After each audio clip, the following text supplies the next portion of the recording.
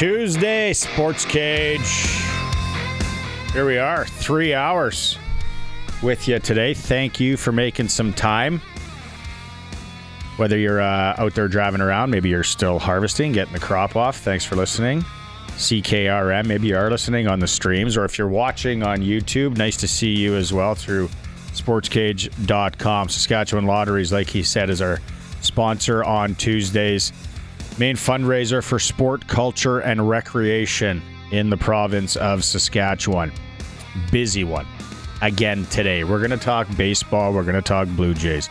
You Blue Jay fans out there, like I said yesterday, I'm rooting for you. I'm hopping on the back of that flatbed, on and off, on and off. I'm on. Big one tonight in the Bronx. How about we talk to Andrew Albers, former major leaguer, originally from North Battleford, Saskatchewan, pitched in the majors. Let's talk to him baseball-wise. He's coming up at about 3:15. We got lots on the Riders. Riders bringing in some new bodies again. So we got two kickers. We got three kickers, a punter, two punters. We have five. Two punters and three kickers. It's like a band out at practice today. We're going to hear from Coach Mace on the new bodies they brought in, because they brought in another defensive back, American defensive back. So all you people out there that are saying, oh, Jeremy O'Day's not doing it, what is it? He is working the phones, bringing in guys. Yesterday, bringing in guys today. He's doing what he's supposed to be doing. Chikai. We got this. Connor McDavid, we're going to hear from him. He holds a press conference talking about his extension with the Edmonton Oilers. Arash Madani, back in hour two. Talk baseball, talk football, CFL, and NFL. Real interesting clutch performer today, coming up later. In hour two, Chris Milo, former Saskatchewan Roughrider kicker, CFL kicker. If you saw his tweet on the weekend, Colson will pull it up when we're doing the interview. Right away, it stirred a lot of controversy, questions. Could he really come back and kick? Could he? I don't know. Well, we'll ask him. He's joining the show in hour two. And then hour three, Pump Jacks Cathedral Trivia. We're playing for $100 today, Colson. Is that right? You're going to have to phone in right at the start of hour three. 936-6262, Pump Jacks Trivia. And we'll give you a hint. It is about Saskatchewan Roughrider kicking. Glen Suitor in hour three. And a whole lot more from the Riders. So, like I said, busy show. Joining me today, co-hosting for at least 2 hours, I think I got him, the Professor, Don Hewitt. Here we are, Don. It's that football weather outside. It's awesome, isn't it? Yeah, and the Riders coming up Friday here with Toronto coming in. A chance to punch their ticket to the West Final. These are heady days. I don't know if anybody realizes this, because I hear negative comments on what the Riders. I go, do you realize these are heady days for the team? They don't usually do this well. If you take a look at how many times they've ended up in first place, they haven't got it yet, but how many times they've been in first place in this league. Like, take a look at it. 2019 was the last time. That's 6 years ago. Doesn't 2019 feel like last year?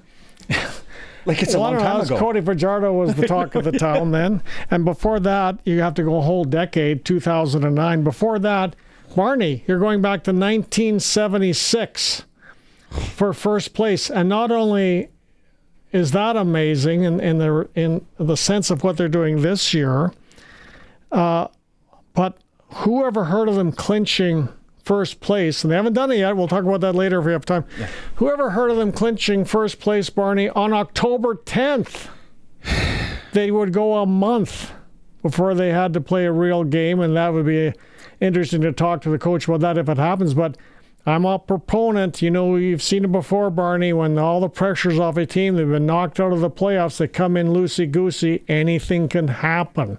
It is not a gimme. I don't care what anybody says. And you know, Jared Doge coming in to start, well, he's thrown for over 500 yards in the 2 games he played. And you even have, you know, I think it's Tucker Horn was outstanding in the preseason for Toronto. So don't think that's a gimme. But the Rough Riders are having a fantastic, one of their best regular seasons. And all I hear about from some people is complaining. And I don't get it.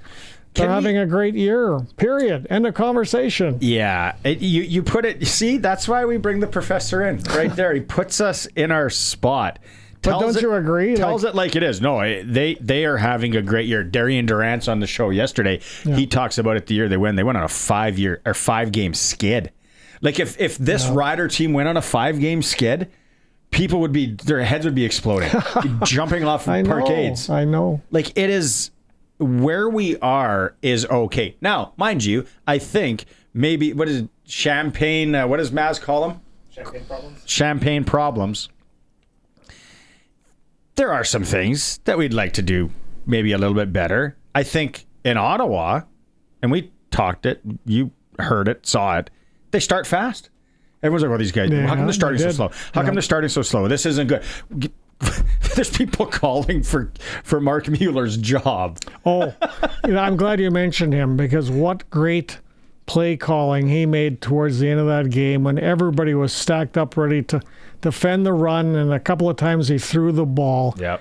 That was brilliant. Mark Mueller was some great play calling at the end of that game, and you can't do it all the time or they'd get trends on you, but a couple of those calls he made, gutsy and really easy passes to complete, the receivers open. Mark Mueller was a star of that game, let me tell you, towards that end. That is such a good point that you make, and it's talked about post-game show, the guys that played football, people that covered football.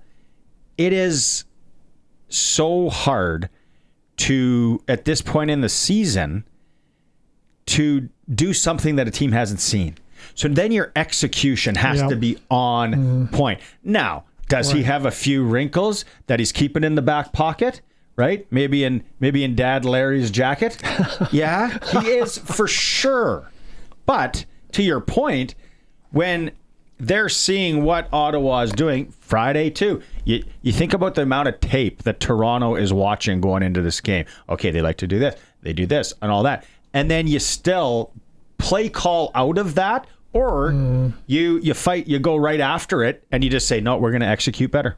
You know what? Our guys are gonna get off the line here. They're gonna make that block. We're gonna get these yards, or we're gonna throw that pass here. We're gonna execute.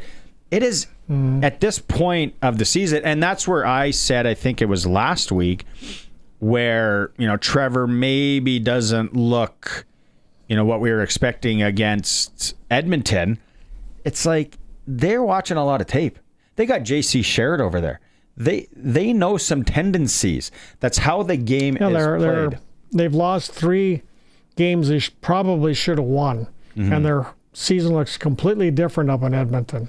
But the thing is, nobody was giving Saskatchewan, Barney, credit for beating Ottawa. The one thing about Bob Dice, who's going to be fired, we all know that at the end of the season. But the one thing about Bob Dice, that team plays hard for them. Yeah, they did not want to be knocked out of the playoffs, especially at home in front of their home crowd. They were busting their, to try to beat Saskatchewan in that game. And it was a tougher game than a lot of people realized, but everyone's disagreeing with me. I was only Ottawa. But Ottawa's played tough all season. They've just hasn't been able to close the door at the end of games. But again, the Riders get credit for nothing, and they're having one of the best regular seasons in modern times. The only thing that I say about the Ottawa game, and I think you'd be the same way. You're watching that game and it's coming down and we only win by 7. Like it felt like that game was a blowout, but it wasn't. Yeah, on that one play where, thank goodness, Ouellette caught him. Well, that one play did turn that from an easier looking win to a more difficult one. I will admit that. But go ahead. What about Jeremy O'Day and the scouting staff? I like that they're bringing in guys daily. On the daily here, it seems. So today, they bring in American kicker Michael Hughes and American defensive back Jordan Perryman. Perryman was very good. If you remember Perryman, he was a former BC Lion. He was a very good defensive back. I think he went down to the Raiders in the NFL. Yep. But he's going to challenge people for sure. DeMarcus Fields. Is his job up for grabs? I'm not saying he's not playing well. I don't know that. But Jeremy O'Day is looking at this team right now, Barney, and saying this team can win the Grey Cup. Yep. We have to shore up a few areas, and if that means using an American kicker, which is unusual, maybe they might. And that was a very interesting move that Jeremy O'Day made, bringing in an American kicker. Okay, we got Coach Mace Coulson. Do you got him all ready? Can we go to 3 first? Okay, let's go on that. Coach Mace talks about them bringing in an American kicker. Yeah, we'll see. Just another guy to get in. I mean, obviously, we went Campbell last week. Potentially could be, truthfully, any one of the 3 this week, just depending on the decision we make. But, we got to find a solution. So just having somebody else in the building. Yeah. So, like I said, you got 3 kickers and 2 punters. There's a lot of bodies for, second week of October in camp there. Mace talked about today, Don, and you'll want to hear this one because he talked about a lot of guys, a lot of players in different spots. We do got some guys that are down that didn't practice, so you fill in, and then we always give guys some decent rotation. You make sure you cover everything, right? So, we'll see what it ends up looking like, but for the most part, I wouldn't expect many changes. I think we're not showing any cards at this point. It's too early in the week. Mm-hmm. We're only sitting on Tuesday. Now, you bring up Jarrett Doege, right? Daggy? I think it's Daggy, isn't it? And then his brother Seth was here? Yeah. I don't remember that at all. But I don't think a lot of people do, but he was there. Well, Maz did. Maz had it on point how many picks. Mace does talk about coming up against Daggy in the Toronto offense. Yeah, man. He's. I think. It was kind of a rough one for him last week, but that's not the product that he's always put out there. He's had some experience calling games against him when he was in Edmonton, and then jumping over to Toronto now, just being an offense with Dinwiddie.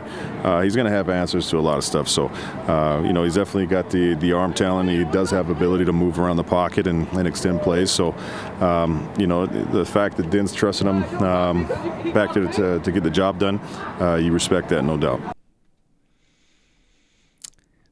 It's going to be scary too, right? A guy that there isn't a ton of tape on. Well, it's another example. I'm not going to call this a trap game. It's not a trap game in the sense that you got first place on the line. I don't think this can be a trap game, but it's another example of don't take things easy because Daggy is in. There's a reasonable amount of tape on him in some respects because he's been in this league for a few years. But as we see, a lot of players really start going once they're in the league in their second year.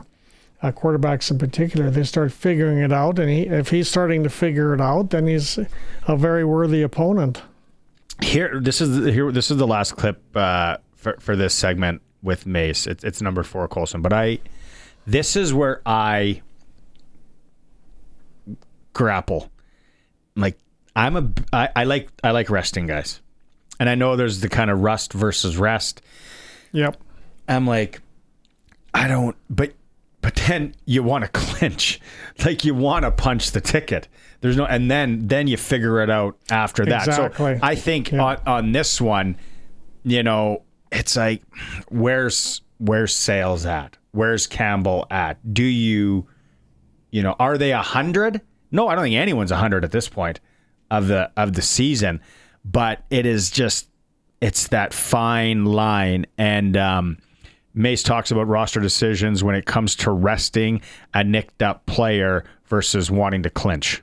It's a delicate balance, but at this point of the season, I think most people have been around for a while. That everybody's banged up, right? So, we got a game to win, period. So we'll pick the best guys that are available to do that, and that's just kind of the approach.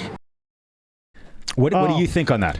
Well, I think this is the next biggest game to a playoff game for the Rough Riders this year. And if you sort of heard the tail end of the Coach Mace's clip, it's almost like that's what he was saying between the lines. This is the game you really got to and you want to win to seal this off. Mm-hmm. Then you can worry about injuries and rust and whatnot. That's a good thing to worry about. You win this game, Barney, and you might be heading to Winnipeg with the SportsCage. because you're one home game away from the Grey Cup. They're not going to fool around. If a guy's got some nicks and bruises, he's playing on Friday. I've already been told I'm not going to the Grey Cup. I can get a sponsorship. No, they're the cans and bottle bag at down in the staff room. Pretty full. Cash those in. I'm halfway there. To the Prairieland Rentals text line, Wayne says, let's go and clinch first place on Friday versus the Argos Go Riders. So we're not resting. And a good crowd, apparently. And they got the lights out. The lights out is really, they do that. They did that so well last year. Yeah. The lights out. If you want to get in on the conversation, Prairieland Rentals text line 936-6262. Prairieland Rentals, power tools, heaters, welders, anything you need to get to deal with the owner at 600 Albert Street. And also, they have Husqvarna snow throwers arriving because it's inevitable. It's coming, the snow. So Prairieland Rentals text line, let us know what you think. When we come back, we're talking baseball. We're talking Blue Jays, Yankees with one of the Saskatchewan greats that played in the majors, Andrew Albers. It is the Sports Cage. We are streaming at sportscage.com, and we're on 620 CKRM. Welcome back. It's for Saskatchewan Lottery's main fundraiser for sport, culture, and recreation in Saskatchewan. Shout out to on the text line. Was going to mention this on my notes. It's Roland Milligan did not participate in practice today. So sorry about that. I thought I mentioned that. And Brennan Mans wants to start a GoFundMe. Send Barney to the Cup campaign. First off, we got to get there. And then I got to see how much these bottles and cans are worth, Brennan. And then we'll go from there. But let's talk baseball. I love watching playoff baseball. You get me in a baseball game in June and July, first to admit, I'll take the option. But tonight, I will be glued to the TV and tuning in along with a lot of Blue Jay fan. Colin Lovequist is on cloud nine. He's throwing out stats. He's telling me this. He really should be on this show. He should be on. I might have to have him on later in the week. But I think so. Let's go out tonight. Hey, why would you cook? Western pizza, pick up a pie, maybe some of the Greek favorites like the souvlaki, the ribs and salad. Treat yourself for the Blue Jay game with Western Pizza. Let's go out on the Western Pizza guest hotline. Joining us, Andrew Albers, former Major League pitcher. On a scale of 1 to 10, how nervous would some of these guys be tonight on the New York side? Yeah, that's right. Oh, that's an interesting one. Obviously, they haven't played the way they wanted to in the first two games, and New York can be a pretty ruthless place to play if you're not doing what they expect you to. So, for those guys' sake, I hope they get off to a decent starter. It could be a boo city there real quick. Yeah, that's what I'm actually hoping to see, the Bronx faithful going nuts. Andrew, when you were watching this, and I know we talked to you on the Monday Nooner a few last month. What did you see going into the playoffs for the Jays, and where was your confidence level with them?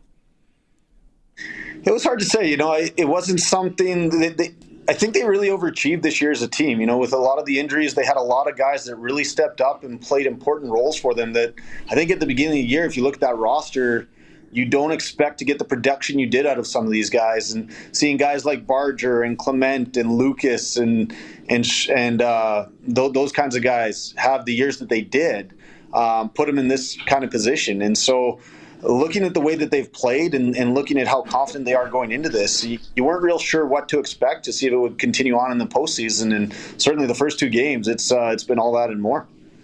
Andrew, you've been in the clubhouses and dugouts of professional baseball. Now, the last two playoff appearances by the Blue Jays, they just look like one uptight pile of people. John Schneider was the manager. They were it was almost like they were afraid to lose. Stiff. And they're not. They're anything but. Apparently, John Schneider has loosened the atmosphere this season. The guys are jacking around in the clubhouse, playing cards, having more fun. Do you see that? Do you see a looser team than what we've seen in the past? Yeah, I think there's no question about that. The nice thing there is that the team this year, I mean, if you're talking about 15, 16, like this is a younger team, obviously not as more similar to the teams that made it there in, what was it, 22, the wild card games, 22, 23 there. But I mean, I think you see these guys have grown from that experience, understand that, it's another game and that you don't perform better when you take it more seriously or when you get uptight. So, they've matured a little bit and they've gained some of that experience. And I think you're really seeing that is with their approach to the game, and they're able to stay a little bit looser and have a little bit more fun with it. And I think that's when you play a lot better. As a pitcher, what are you seeing here so far from the Blue Jays against the Yankees? Because it was a big question, especially the bullpen going in.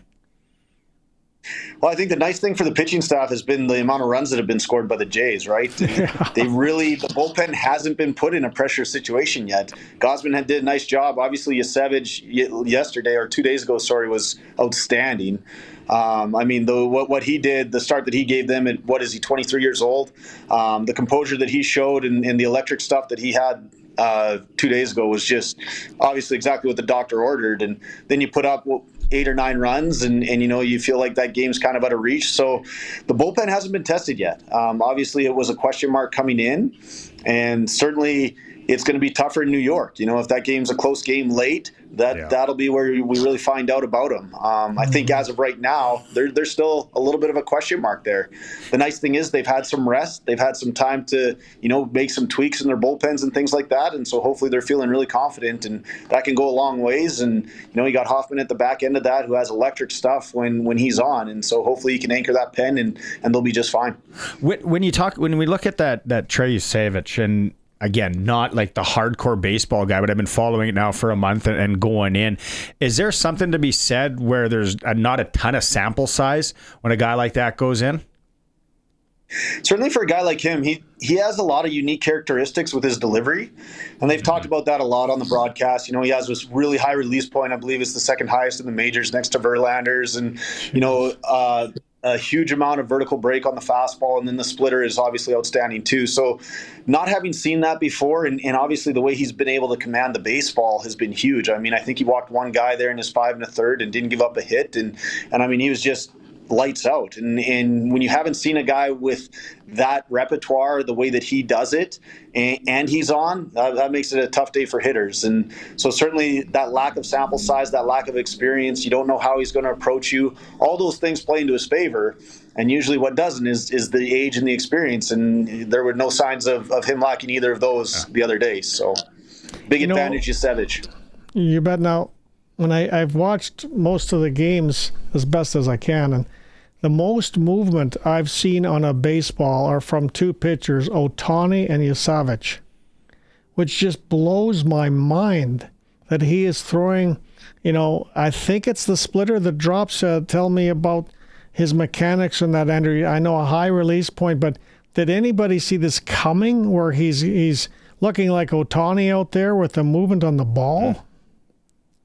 Yeah, again, I think a lot of that relates to the arm angle and the difference. I think the movement on the splitter is good. I don't think it's an outlier, unlike the kind of fastball and then the release angle. And so when you put those two things together, how high he releases the ball, and then the fact that the fastball has so much vertical break to it, you throw the splitter in there, and even if it's average, it just looks completely different. And the other thing that helps is the swings that guys are taking on it right now, and they're just obviously not picking it up at all. A lot of bad swings, a lot of swings and miss, and that always makes everything look better.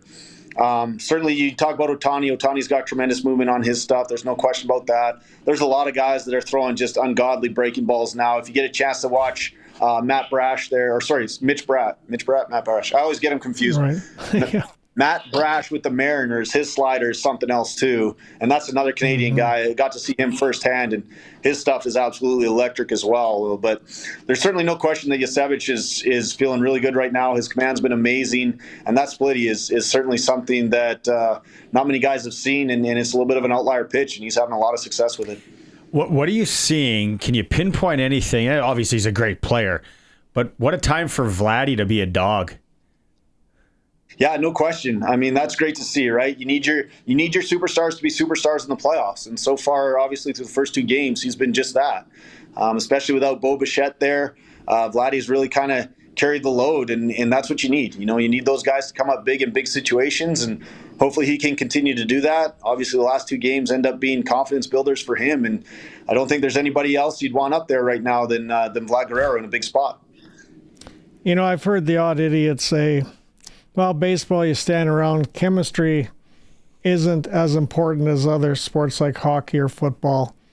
I know you realize that's bogus. The Blue Jays chemistry just looks amazing, really, does it not? I agree. I think the energy that's come from a lot of those young guys that have played important roles and that have now started to settle in, and again, they're bringing a ton of energy every night. They do so many of the little things really well. They run the bases really well. They put the ball in play. They play really good defense. And you're really kind of seeing that manifest in the way that they play the game, and they seem to enjoy each other's company. They certainly seem to have gelled and seem to get along really well, and I think that does go a long ways. I mean, doesn't matter what sport you're playing, chemistry in the locker room, in my opinion, is an important thing, and it just makes it a lot more fun to go to the ballpark and make sure that you get your work in, and you're motivated to do so because you want to make sure you don't let the guy beside you down. And I think that's certainly something that you're seeing with how the Jays are playing right now.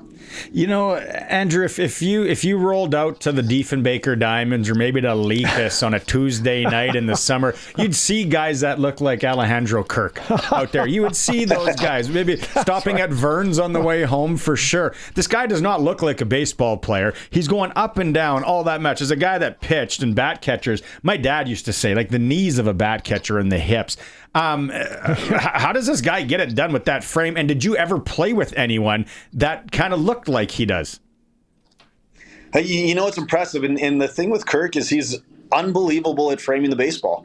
And the catching's changed a little bit now because you have so much of it that goes down on one knee. But he's up there with the best in baseball with how he receives the baseball. And it's really impressive what he's done. And then obviously at the plate, he just has tremendous hand-eye coordination.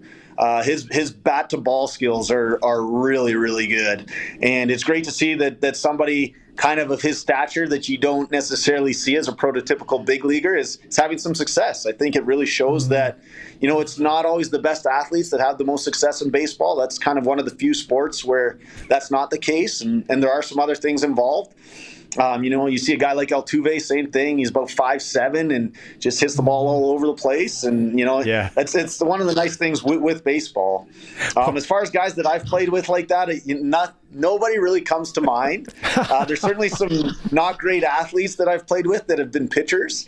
I'd say you see more pitchers that have that non-prototypical athlete look than you do position guys, because some of those guys you're not sure if they can throw and chew gum at the same time, but they can sure do one of those things really well. And a lot of times when they get up to that level, they can really throw a baseball. And luckily for pitchers, that's all you need to be able to do. You're gonna pour one out for the late Kirby Puckett. He didn't look like a baseball player much. Like John Kruk, you can kind of go down. All right, so can we ask you? Can we let you go with maybe a prediction? Do they sweep tonight? Is this thing? Do we get a little dicey if they win in the Bronx tonight? What are you thinking? You know what? Just got to go with my heart and hope that they do. Hopefully Bieber is the Bieber of old, and he can go out and give them a good start and give them that opportunity. I think it's going to be tough. Obviously, New York, hostile crowd. I think the Blue Jays go out and get it done tonight. I'm going to say Bieber has an excellent start, gives them 6 quality innings, and the bullpen's able to shut it down. Let's go with a 4-2 Jays. Right on. There you go. A true Canadian. Yeah. That's right. Andrew, thanks so much for hopping on and doing this. Maybe if they advance, we can do this again. Love the insight and the mind and what you're seeing out there. Appreciate it. Sounds good. Thanks for having me, guys. Right on. Andrew Albers. It's interesting because Kirk, I think, is either first or second in the majors of turning a ball into a strike with his glove work. It is just how they just slide just that inch or two without the sort of noticing. I think he's first or second in all of Major League Baseball. Andrew Albers, originally from North Battleford, grew up on an acreage, as we found out when we did the interview on the pod. Really great. What a story. If you ever want to hear his story, the Monday Nooner podcast, we did an episode on it, and just the travels that he had to make to get there. It's really cool. So he's joining us on the Western Pizza guest hotline. Grab a pie for the game tonight. First pitch is 6:08.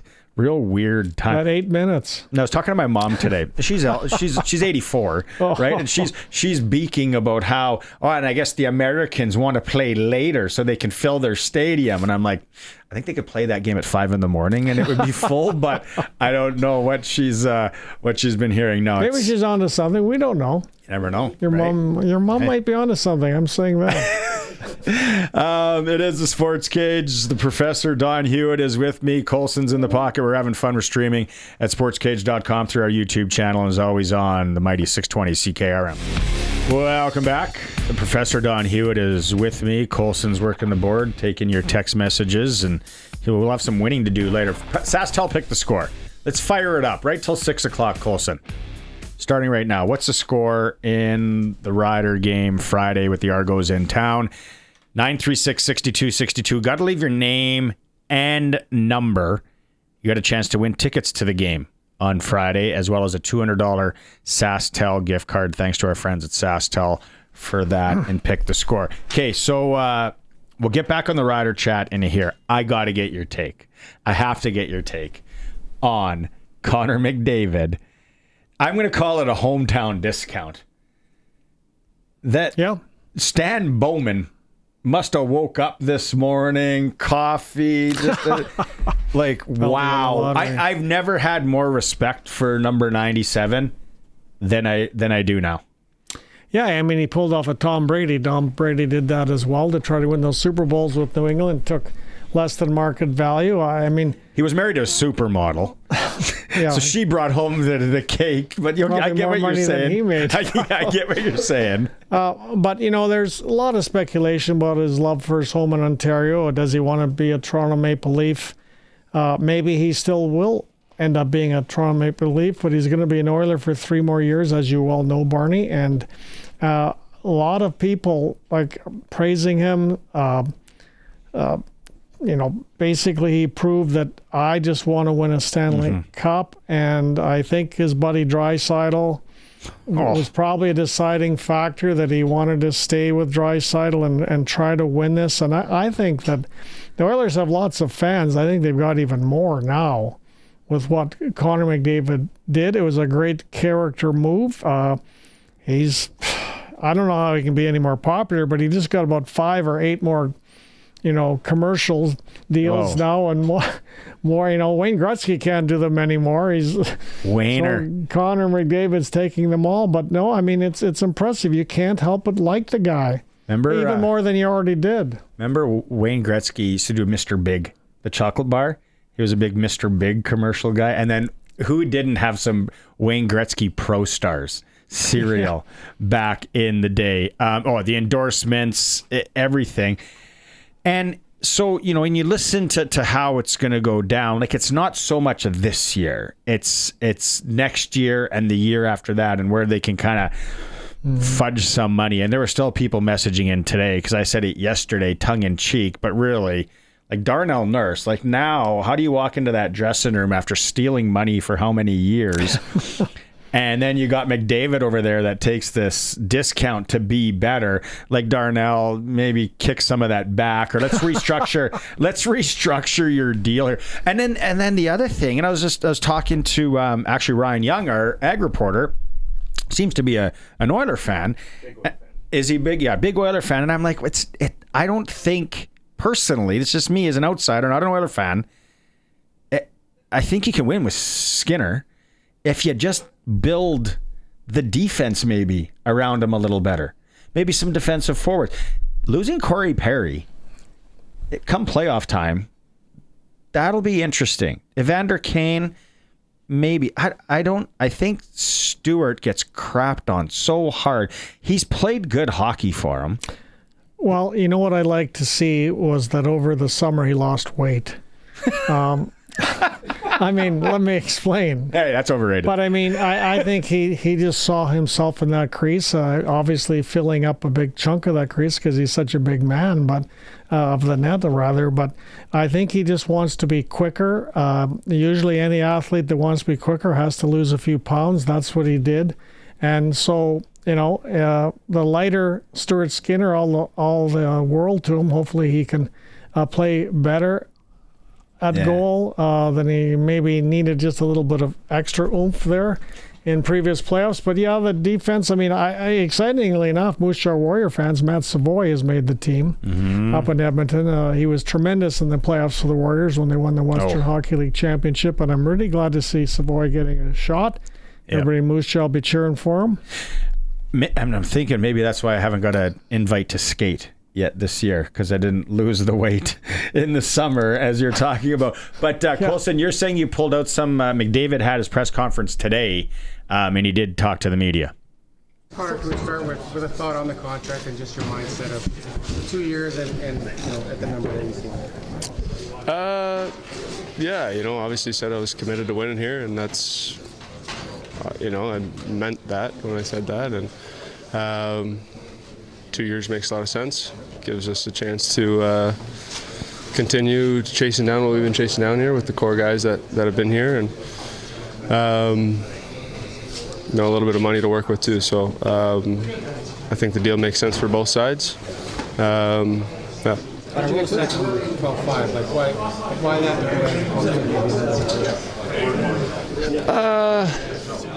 I guess it's a unique situation. Just, we weren't going to sign a long-term deal, so, 2 years at that number makes a lot of sense.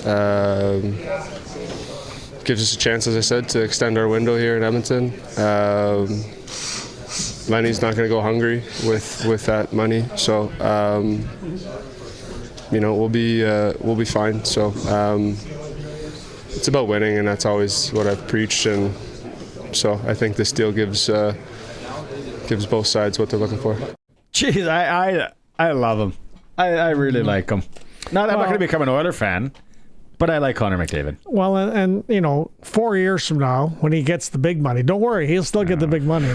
But Edmonton is getting the best prime years now guaranteed of Connor McDavid, because 4 years from now, he's likely not going to be as good as he is now, or as good as he'll be for the next 3 years. So it's good news for Edmonton that way, that they're getting his prime playing days. This is a tough year because, like you said, the money and all that, what they do next year. But this is a long, grindy year with the Olympics, right? So everyone's talking about the favorites to win and the favorites to do this and all that. Is there going to be a point? We start our people will be happy to know. We have our insider, Eric Francis, back. I'm actually having lunch with him on Friday. We're going to ink the deal. And he's coming back. He took a hometown discount to come back on the SportsCage. What, did he only get $11 million?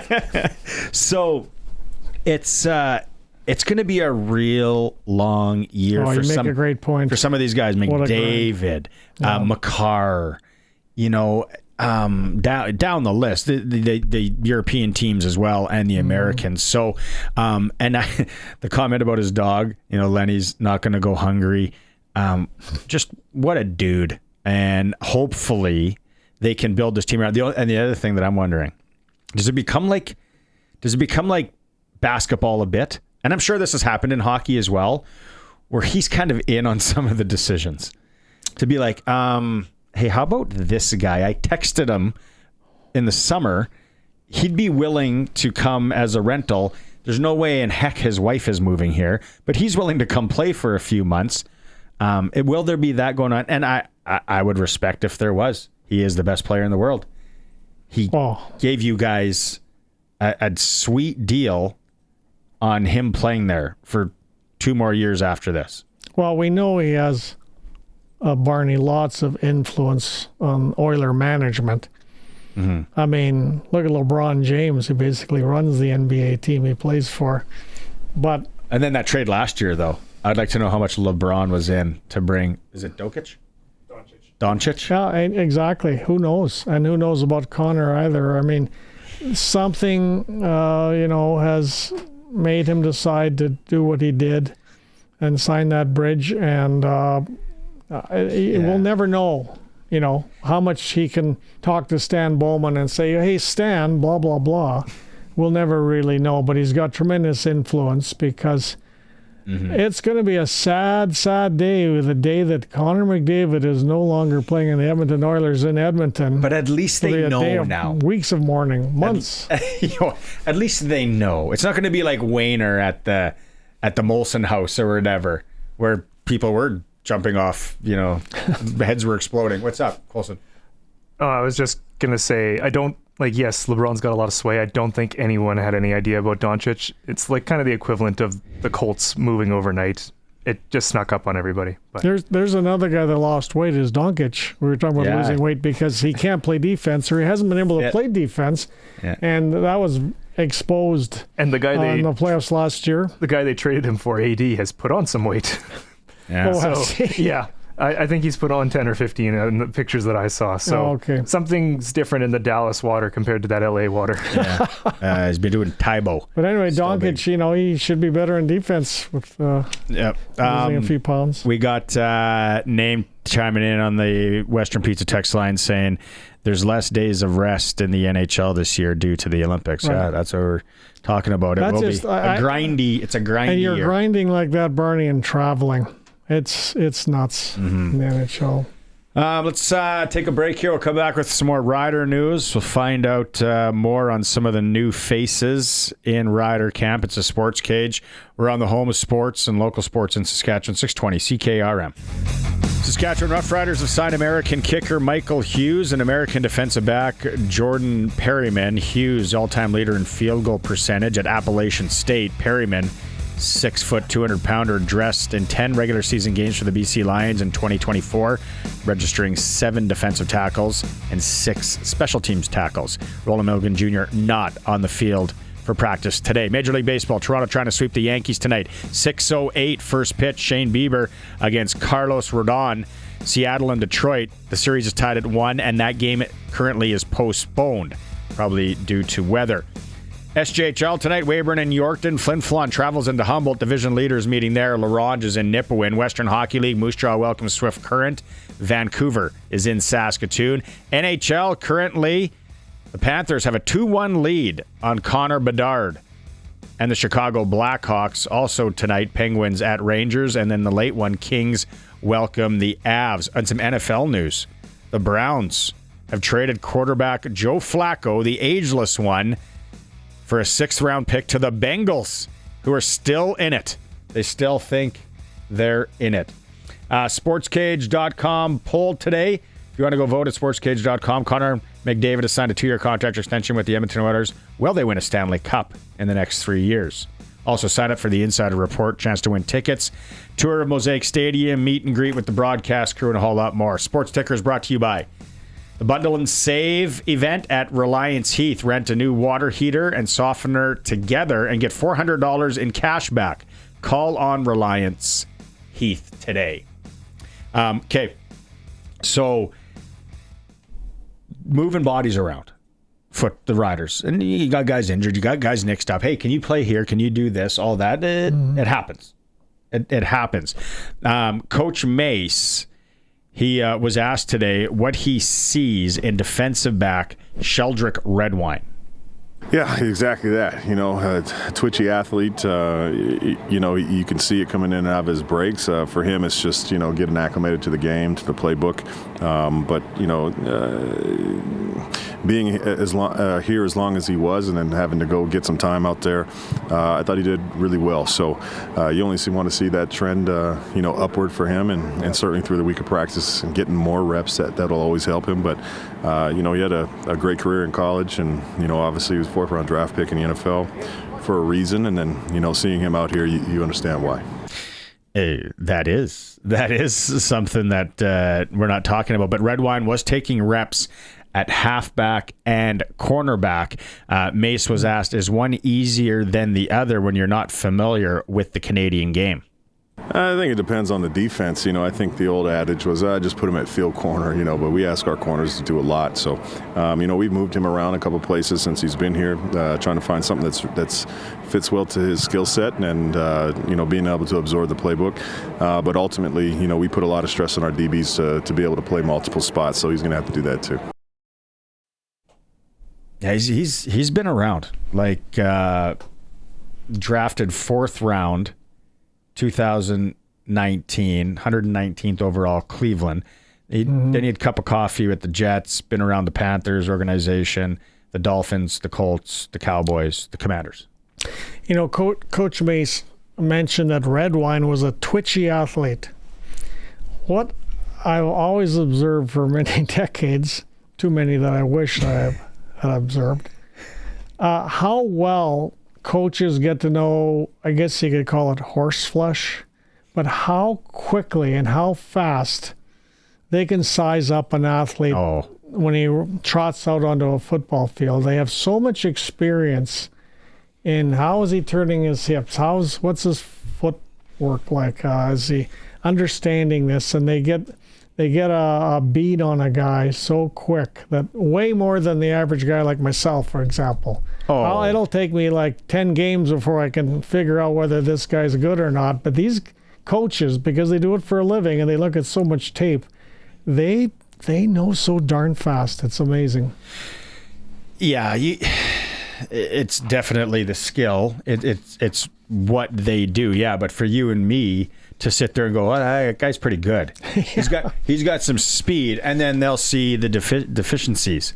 Be like, yeah, but he doesn't turn this. Hockey, same thing. Basketball, doesn't matter what sport, right? They can kind of go down and be like, yeah, okay, but he can't.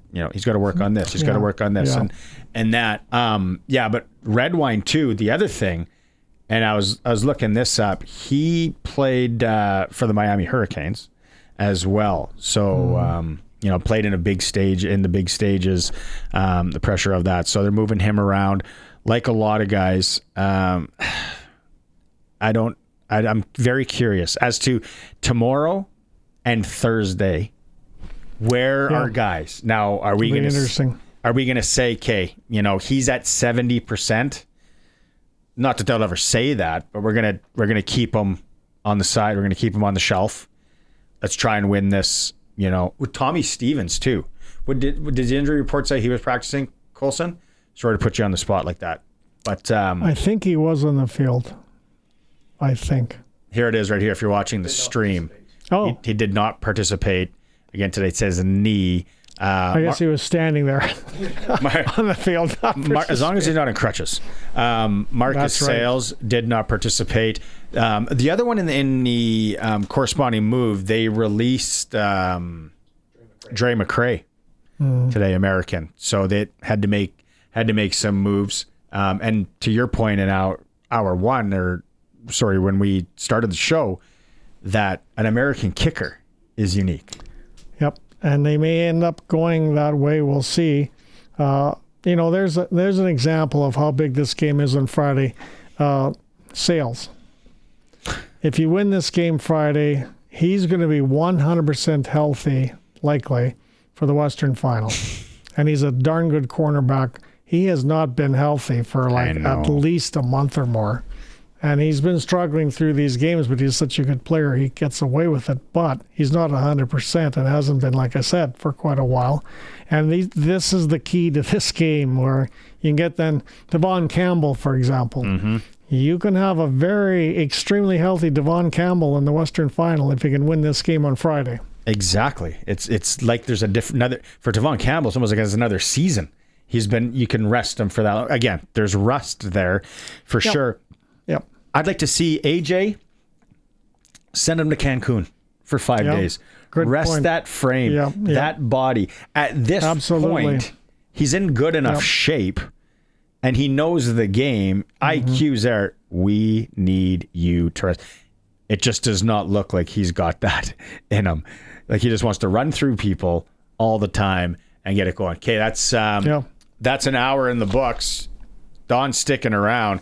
Coming up in hour 2, We got Arash Madani talking a number of different things. Former Rider kicker Chris Milo is going to join us as well. It is the Sports Cage. We're on the home of the Riders, 620 CKRM, and we're streaming through our YouTube channel at sportscage.com. Welcome back, Blue Jay fans. You know what I was going to look up, actually? The professor's with me, Don Hewitt, on this Tuesday for Saskatchewan Lotteries. Thanks for making time, however you're doing that. I want to look up the weather in the Bronx, a borough of New York. 24 degrees and partly cloudy right now. Tomorrow, calling for some rain. So not bad.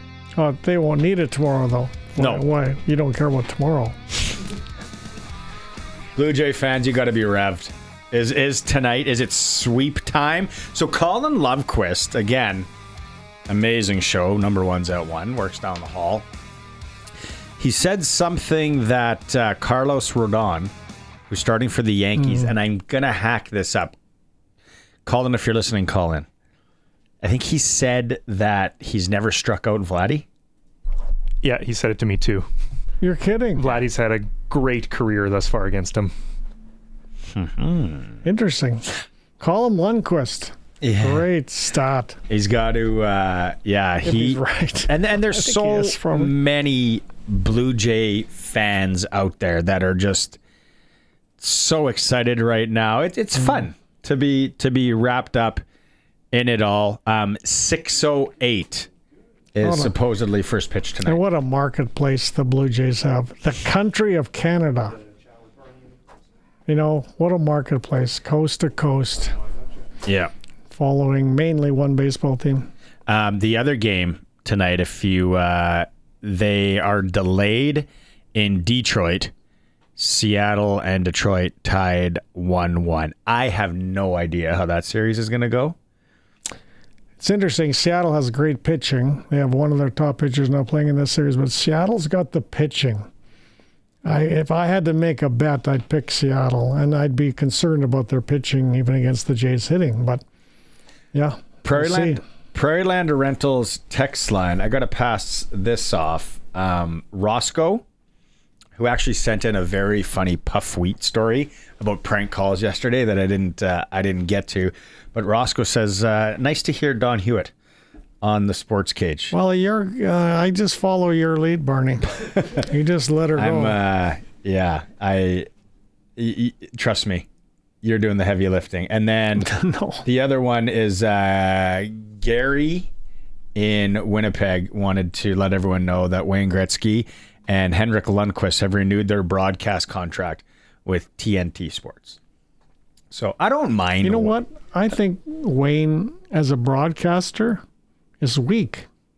I like Messier way more than Wayne as a broadcaster. What do you think, Barney? I like Biz. I think he adds so much color. We are playing SaskTel Pick the Score right up until closing time.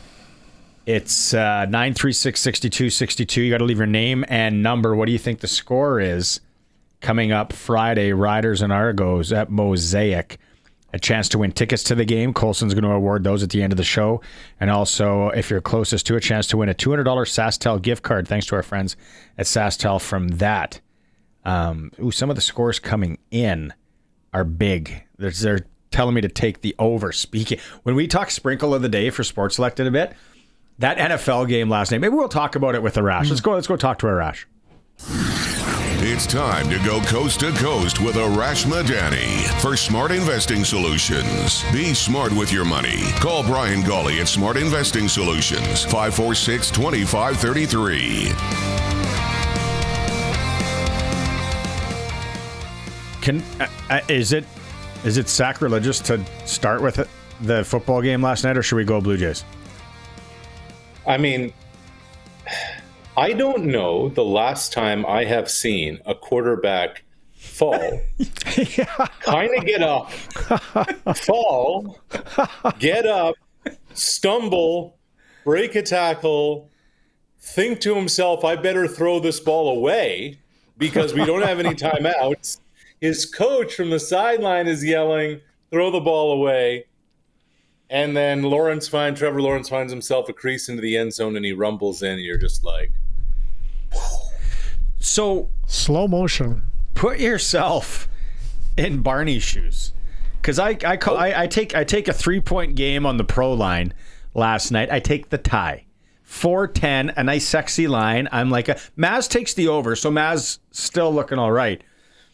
Yeah. That call that should have been pass interference on Kansas City. I'm just sitting there. I am laughing, and I'm like, yep, here we go. Kansas City got a break. Figure that, hey? And then they get a chance, and they march the field. That throw that Lawrence throws with 40-some seconds left down the sideline. A 3rd and 9 throw for 35 yards? Yeah. That is, to be honest, I don't even know if he meant to put it there, but he did anyways, and the guy catches. And then the pass interference call, obviously, on Kansas City, and I'm like, all right, they are going to score. This is going to pay. Let's go. And then he falls. And he falls. And he got up, and then he fell again. I'm like, what is going on here? What am I watching? Throw the ball away. Throw the ball. And then he runs in. I don't want to rub salt in the wound. What about KC? Go ahead. Sorry, Rush. No, go ahead, Don, please. No, what about KC 2 and 3? What do you think of that? What's happening with Kansas City? That's the last part is really the question here. What is happening with Kansas City? Because, if you're in studio, if you're sitting home, pull out your phone and watch the Lawrence play again. And watch 95 in a Kansas City uniform. Chris Jones is the vet on that defense. He is apparently the heart and soul of that defense. And he did not move on that entire play from start to finish. So, Don, when you ask what's going on in Kansas City, here you have the guy who's supposed to be, the leader of men and everybody looks to. He quit.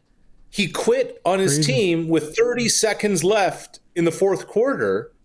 And you start to look, all the noise around Philadelphia and the receivers aren't happy. They're not getting the ball. Could there be more trouble in paradise than we're led to believe? And just because it's Kansas City, we just thought it would all smooth itself over. I think there is trouble there. There's trouble there. Obviously trouble in Baltimore. I don't think there's trouble in Buffalo, even though they lost to my Pats. Somebody messaged in yesterday, said, hey, I'm a Pats fan. I am delusional. We're back. And I'm like, no, we're not back. We're not back anything. Know your role here. But Jags are 4-1. Colts are 4-1. New England beats Buffalo. Denver, maybe one of the best team, or the best team in the AFC West. What's happening in the NFL? So, another good question. What's happening in the NFL? Okay, so you think about Sean Payton as a football coach. You think about Sean Payton as really a play caller. You think about Drew Brees. You think about those high-powered passing offenses. And here you have Denver going into Philadelphia. They're down 14 going into the fourth quarter. And you know what Sean Payton had written at the top of his play sheet? Run the ball. The Broncos are doing this as a run-first offense. Then they get in the red zone. They give Bo Nix the keys. He's going to take it from there. But they're committed to doing that. And I looked it up this morning, guys, because I knew we were going to be talking about this. Broncos, 6th in the NFL in rushing attempts, 5th in yards per game rushing, and top 6 in rushing yards. You wouldn't think that was Sean Payton in a first-round quarterback. That's a good point, You wouldn't think that scoring 18 unanswered points in the fourth quarter on the road against the defending Super Bowl champs, that's how they've been doing it. So what's happening in the NFL? I don't know, but suddenly the running game, the running back position has become it. It's wild. Mm-hmm. Well, you know what? It's obvious what we've seen lately in both Grey Cups and Super Bowls.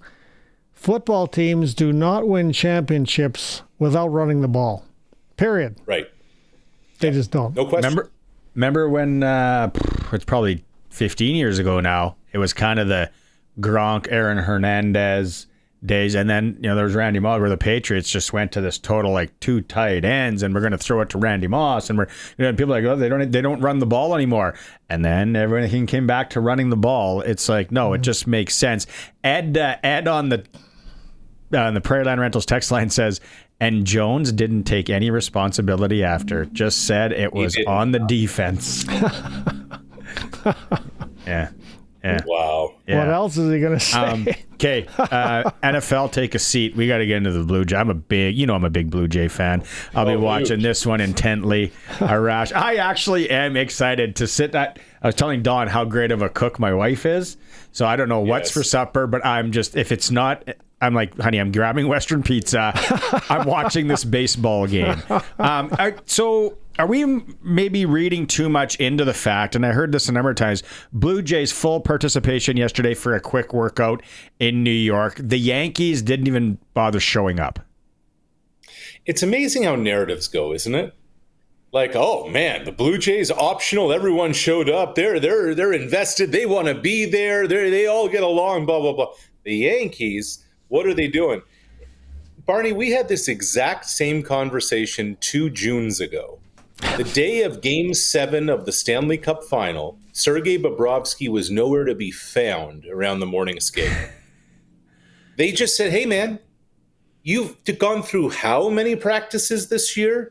You get yourself ready however you need to do. Yeah. The New York Yankees went through 162 games and 2 months of spring training. They have gone through over 200 batting practices. One extra day of showing up to the ballpark isn't going to change anything. Maybe just going home and just having a little bit of a rest and taking your mind off of things can be the best thing for you. Look, if you're the Jays, keep your foot on the gas. Why not? But it's just amazing how narratives can go. I don't think one has anything to do with the other. Sometimes if they come back and win the series, like, that was the smartest thing we did. We just took a break. We knew we just needed to refocus ourselves.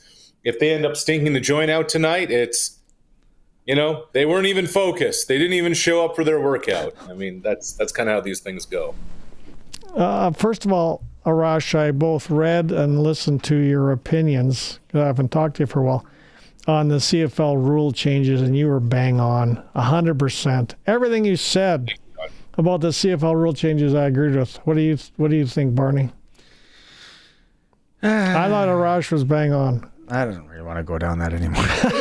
It was so that week was so exhausting. I've never read more messages, read more emails. I can't wait. You don't want to go there. I don't like to speed up life, especially where I am in life, but I can't wait for 2027. I agree. Anyway, Arash, it's gonna get tuned up again. Then don't you worry, Don. What do you like, Don? You've watched a lot of baseball in your days. Like, what do you make of what these 2 games from the Blue Jays offense? I can't remember something quite like this in a while. Well, I don't know if this theory is correct or not. And you can comment about how Aaron Boone's starting to sound like John Schneider from yesteryear. But I think John Schneider took a look at this baseball team, and maybe someone talked to him. I don't know. The past a couple of failures that the Jays had.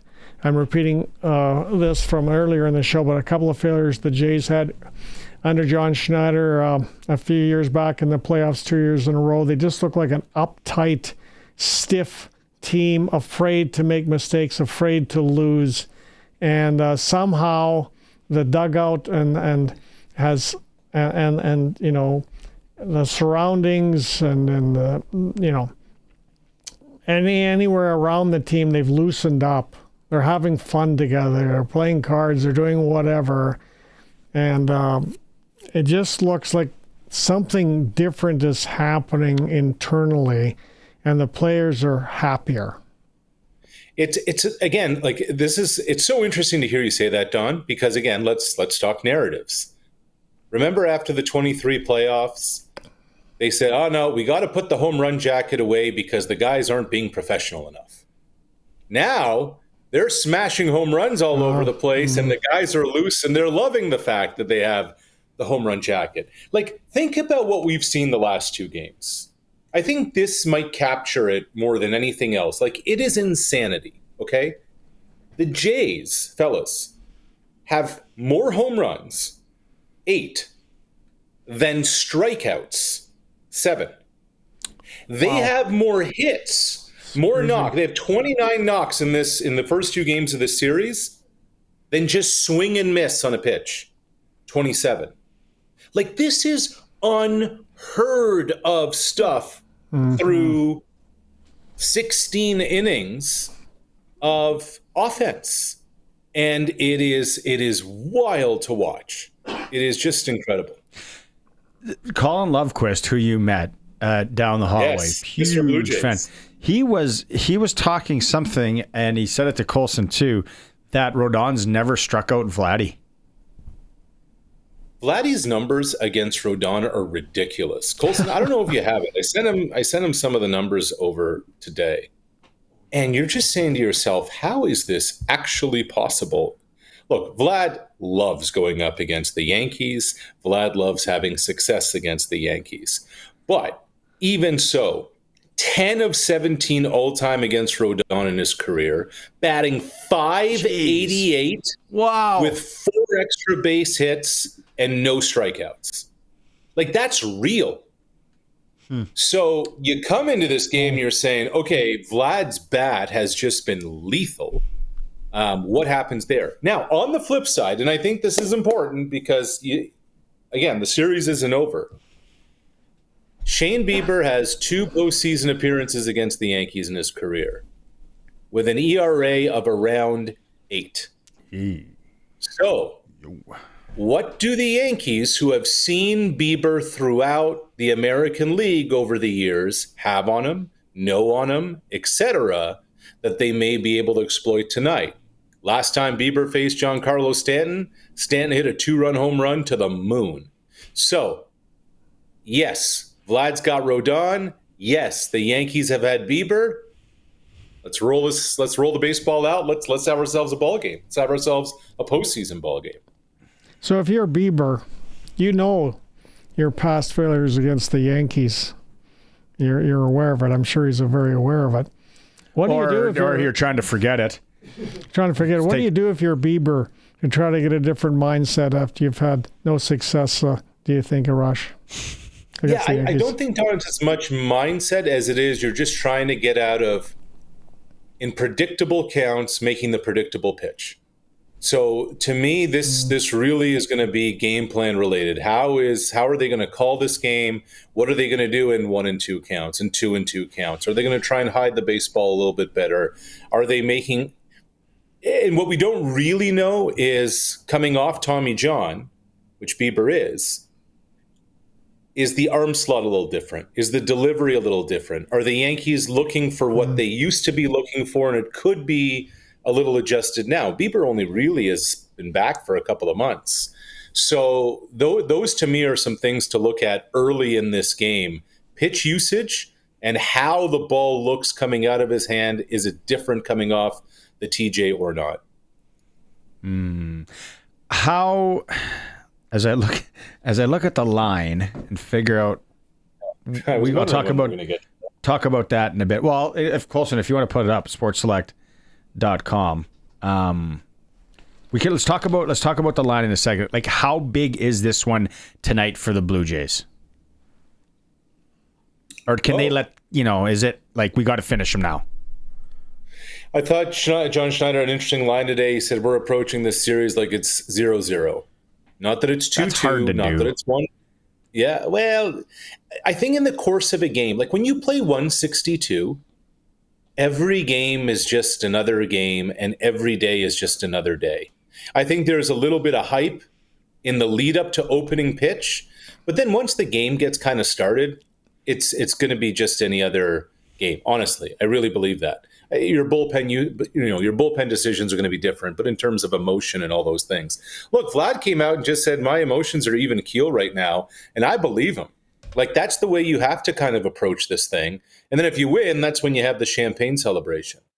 But I would say this, going back to your question, Barney, the Yankees have their kid going tomorrow, and the Blue Jays would look at a bullpen game tomorrow with the thought of Gausman, Savage, if there is a game 5. So it is advantage Blue Jays majorly, of course, to win tonight and win the series, but they're the significant dog tomorrow, even with how their offense is going, just because of how the game would line up tomorrow as a bullpen game, which is amazing that Game 4 of a divisional series you're going to a bullpen game, but that's baseball in 2025 for you. That makes it real. That's interesting to me. Yeah, it's tough Game 4 for Toronto for sure. Okay, Sports Select, it's as easy as playing sportsselect.com now. Simply make your picks online. You can generate a QR code, lock in your bet at your local lotto spot retailer. Every bet is 100% legal and chance to win cash in hand, like we all know. Okay, here it is, Arash. We see it on the screen right here if you're watching the stream. We got the pro line, so they got to win by 2 on the pro line. Yeah. Toronto's 290. Yankees 190. There's a couple of, can you scroll down, Colson? There's a couple of props as well. I'm curious, this Vladimir, the hits, Guerrero and Aaron Judge. What do you like on this whole board here as Colson shows it? I don't like the value on Shane Bieber, but I like the strikeouts for Shane Bieber tonight. I definitely like that. I think Ernie Clement total bases over is a nice play. Just scroll down just a little more on the Springer. George Springer, Trent Grisham. I really like the George Springer play there. That's real good value that you can get. So those are, look, here's the other one. Ben Rice at the bottom of your screen has done nothing in this series. He was great against Boston. Alejandro Kirk has done everything in this series. So Kirk paying 2.85 is value there. There's something give with Rice tonight, maybe, but to me, Kirk definitely jumps off the page. Go back to the top. Cole said, what about the over under 8? Yeah, I leave that one alone tonight. Back away, not today. Disco late day. Because just when the bullpen door opens, all bets are off. Yeah. Okay. I might go with a couple of those props. Must be 18 to play responsibly. Sports Select, the heritage in it all. Okay, buddy. It's I got a great story for you on Sports Select. My buddy over the weekend bought 7 $5 Sports Select tickets. Why wouldn't a guy? He got every single game on every single one of those 7 tickets wrong. I think like that. Is this you? Are you talking about yourself in the third person? I'm not. No, not this time. Do you not get your money back? Can you not just go to the kiosk and say, "Hey, look, I got 7 tickets. Not one was right." Give me a you set that up so well. I thought you say one. Yeah. We live in an era of participation trophy. Do you not get a gift card? Get Slurpee. Here you go. Kick me a Slurpee and a Hickory Sticks. Something. Hey, before we let you go, I got to get your take. NHL season starting today. Crazy. Yeah. What your take on the McDavid deal? I've never liked the guy more. Oh man, I mean, you talk about a guy like hometown discount, wants to win. But here's the other thing he's doing. He's putting pressure on the Oilers. You know, so often players take prove-it deals for themselves. Say, okay, yeah, I'll take less for this year, and then I'll go to market because I really believe in myself. Yep. McDavid's basically telling the Oilers, you're on the clock. You have 2 years to get this team built up, and you have 2 years more than anything else to find a goaltender. Because we've gone to back-to-back Cup finals without a goaltender. You got 2 years to find one, or sayonara. I think Skinny Stu can get it done. They need to find defense. Because he's lost weight. What McDavid doesn't want anymore is think. What McDavid wants is give me a goaltender. We need something back there that I can rely upon. What about my hot take yesterday, transferred into today, that Darnell Nurse now owes it to the organization to restructure his deal and give some money back? Like the CRA. You know when you get that letter like a year and a half later? Send the check here of you. E-transfer. Whatever. Yeah, just back to cats. Hey, cats, I'm sending you an E-Tran. I got to send it in 2 installments, so it won't let me send that much. You know who can't be happy with McDavid's decision? The old NHL Players Association. They're like, Connor, you just brought down everybody's money. Now we gotta talk about some way, somehow, how they're gonna have to use Crosby as a rental this year before he retires. Right. Wouldn't it be something if Crosby ends up in Edmonton? Let's start it, buddy. Let's do it. Olympic year, they're both gonna be so tired come April. But that's an interesting thought, isn't it? It really is. It really is. We got to let the man go. We can pick this up next week. Thanks, boss, and talk to you on Thursday. You got it. Right on. Coast to Coast with Arash Madani is for Brian Golly, Smart Investing Solutions. Be smart with your money. Call Brian at Smart Investing Solutions, 546-2533. We're up for a break here. Coming back with our clutch performer. It is hockey related. Mine is anyways. It's the Sports Cage for Saskatchewan Lotteries on this Tuesday, streaming through our YouTube channel at sportscage.com. Okay, I'll go first, Colson, as you load yours. I got to say, this is pretty impressive. Can you throw it up? If you're watching the stream, if not, I will explain it to you over the radio. Sidney Crosby, Evgeny Malkin, Chris Letang, they are going to make NHL history as 20, I got to pull it up. I thought it's cut off at the bottom there. You think about this one, Don. They become the first trio of NHL teammates to play 20 seasons together. Is that right? The first trio of NHL teammates to play 20 seasons together. Incredible. Isn't that hard to believe? Absolutely incredible. Especially when teams from, say, the original 6 era, the guys played in the same team for their whole careers in many cases. And for these guys in a new era of NHL where there's a way more player movement, to do that for 20 years. And in fact, the fluke of like how many NHL players lost 20 to begin with, and you got 3 guys, that is phenomenal. It's, so Sidney Crosby. Never knew that till you just said it. Sidney Crosby. I didn't know it until I saw it this morning. Jeez. You know who probably did know it? Rob Vanstone. He probably. He would have known it. Sidney Crosby, Evgeny Malkin, and Chris Letang. The next time you have Rob on, ask him when the Riders have ever clinched first place on October 10th. Well, he listens. I was gonna ask him, but he's probably busy. So no, sometimes he's listening. Who do you got, Colson? So I can't show it because it's or I can't play it because it's got music in it, and that'll get us flagged. But you know the song, like I get knocked down. Yeah, Chumbawamba. Yeah.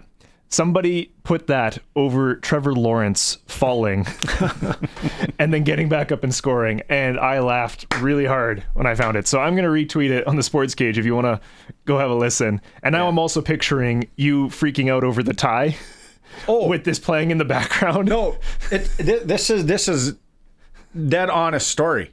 Oh, I know. I'm sitting watching the game on the main floor by myself. And I am laughing so hard at what just happened. He fell, then he fell again, and then he ran it in, and then I hit my 3 points. I hit my 3-point game. I am laughing out loud. I hear from upstairs, "What is so funny?" I'm like, it's too hard to explain. You have to have action in the game, and then see how this guy just fell down and then ran it in. That was amazing, though. And then what is going on with the Kansas City Chiefs? Who knows? Anyways, it is clutch performer for Nick's Service in Emerald Park. Your local Massey Ferguson, Challenger, Rogator, Gleaner, and Fent dealer. Call 781-1077. Crosby, Letang, and Malkin. And then where does Crosby end up this year? You know, he says he wants to, most of the time says he wants to play. I know. His whole career in Pittsburgh, and of course half the stadium, though his mug is on half the stadium on the outside of the building. But you gotta think he'd get itchy if Connor McDavid started it. Hey, let's go win a Stanley Cup and when they're in the Olympics together. I mean, it's interesting. So you'd have to take on his salary, which I'm not. And they're now in the cap too. Like the playoffs are now in the cap finally. But so I don't know how that would work out. But then the other thing, difficult, I think. Yeah, is so many people still talk about him ending up in Colorado with McKinnon. Unless Darnell Nurse suddenly gets injures his pinky finger and he's out. Darnell. Yeah. He ends up in a sack somewhere and they ship him out to Grand Prairie. He wakes up in the bush. Okay. Anyway, we got Chris Milo, former Saskatchewan Roughrider kicker, coming up. It is the Sports Cage, streaming at sportscage.com. It's for Saskatchewan Lotteries on Tuesday, main fundraiser for sport culture and recreation in Saskatchewan. Don Hewitt is with me for another 20 minutes. Colson's in the pocket. Blue Jays play tonight. Like I said, why would you cook? Pick up a pie from Western Pizza or any of the Greek favorites. Sit down, watch some baseball.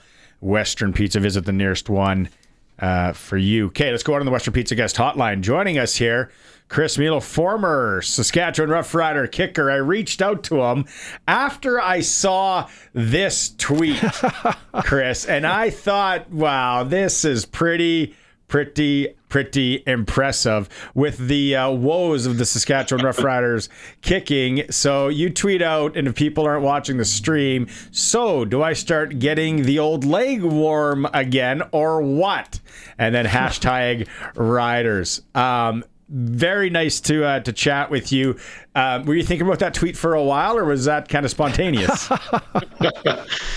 Well, it was just kind of heat of the moment thing, and it is what it is. Having a little fun with it. When's the last time you did kick a football? Last week. You're coaching. That's a good answer he gave you there, Barney. Is that a good answer? Yeah. I should have said today, right? Is there in all honesty, could you step into a game and boot a few? Inside the 50, most likely. And you know what? We'll have to get Trevor to get me inside of the, get the ball inside the 50. We'll be okay.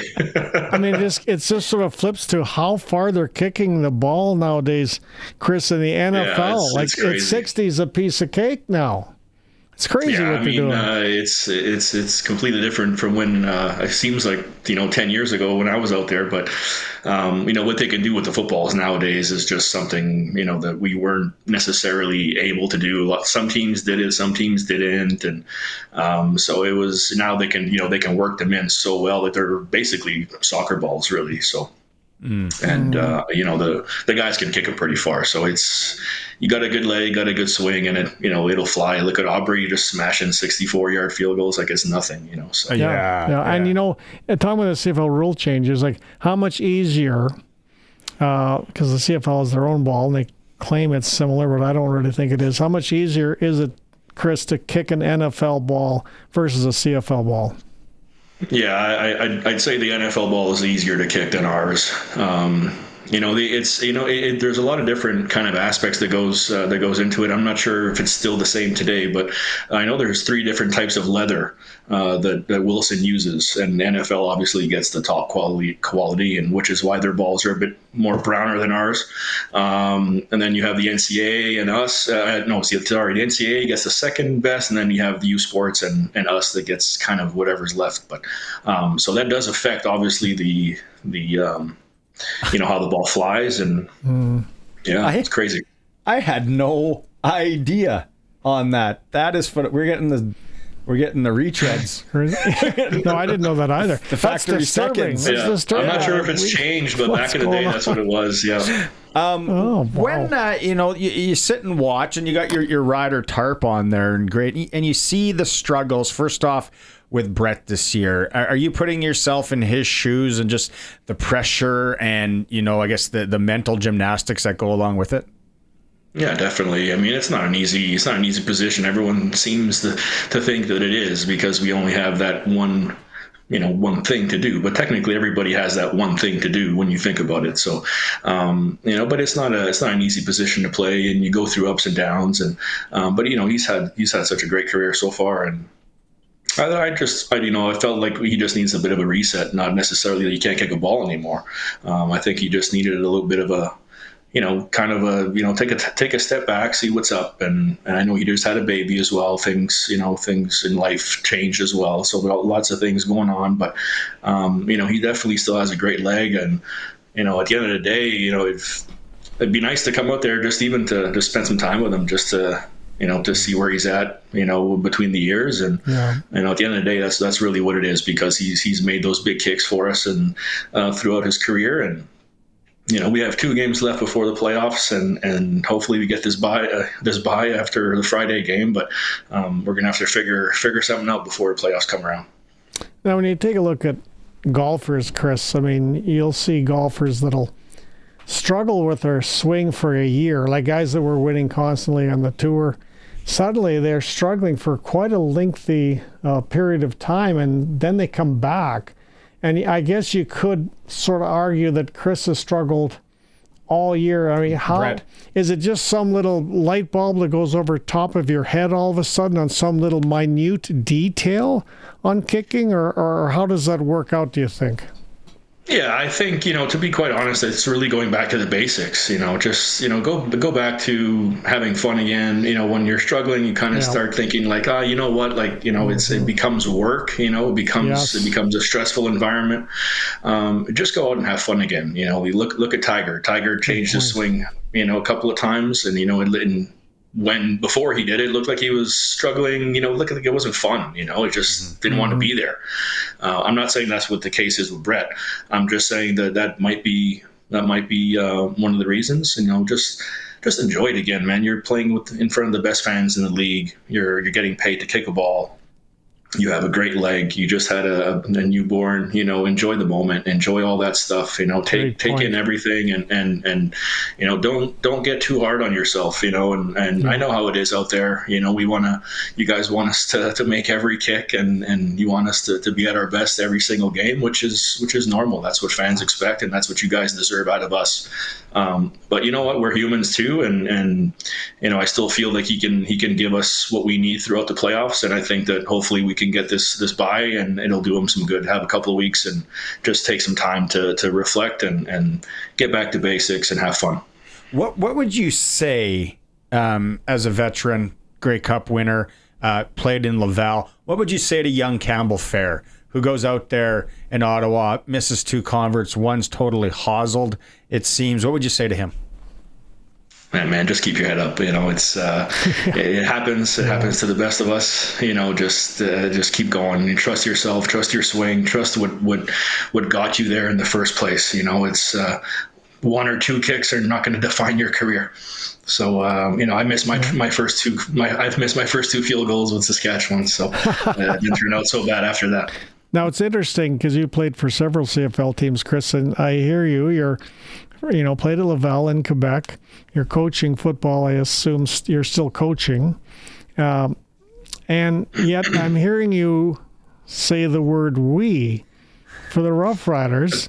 I find that interesting. So I'm assuming by you using the word "we" that playing for the Rough Riders meant a lot to you.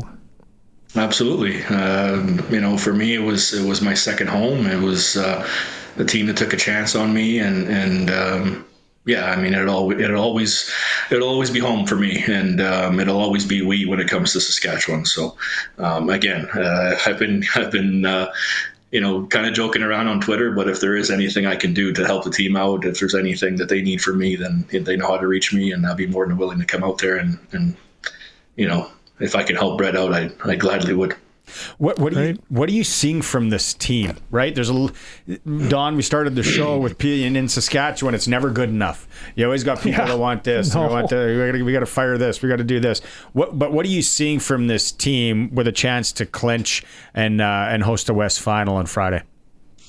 Unity. togetherness, a sense of I'm playing for the guy next to me, which is what you want out of a football team.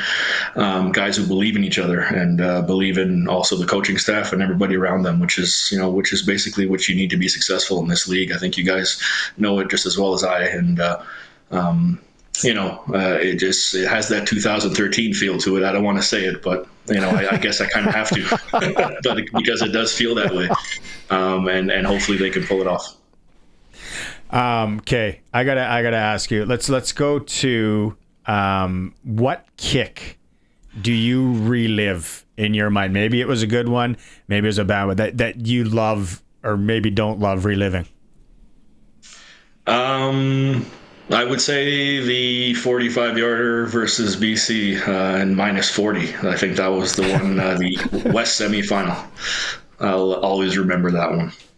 What is it like to kick a football that rock hard and cold, Chris? And third grade leather, apparently. It's like cement. It's like kicking a brick. I was just kind of hoping it got there. Wow.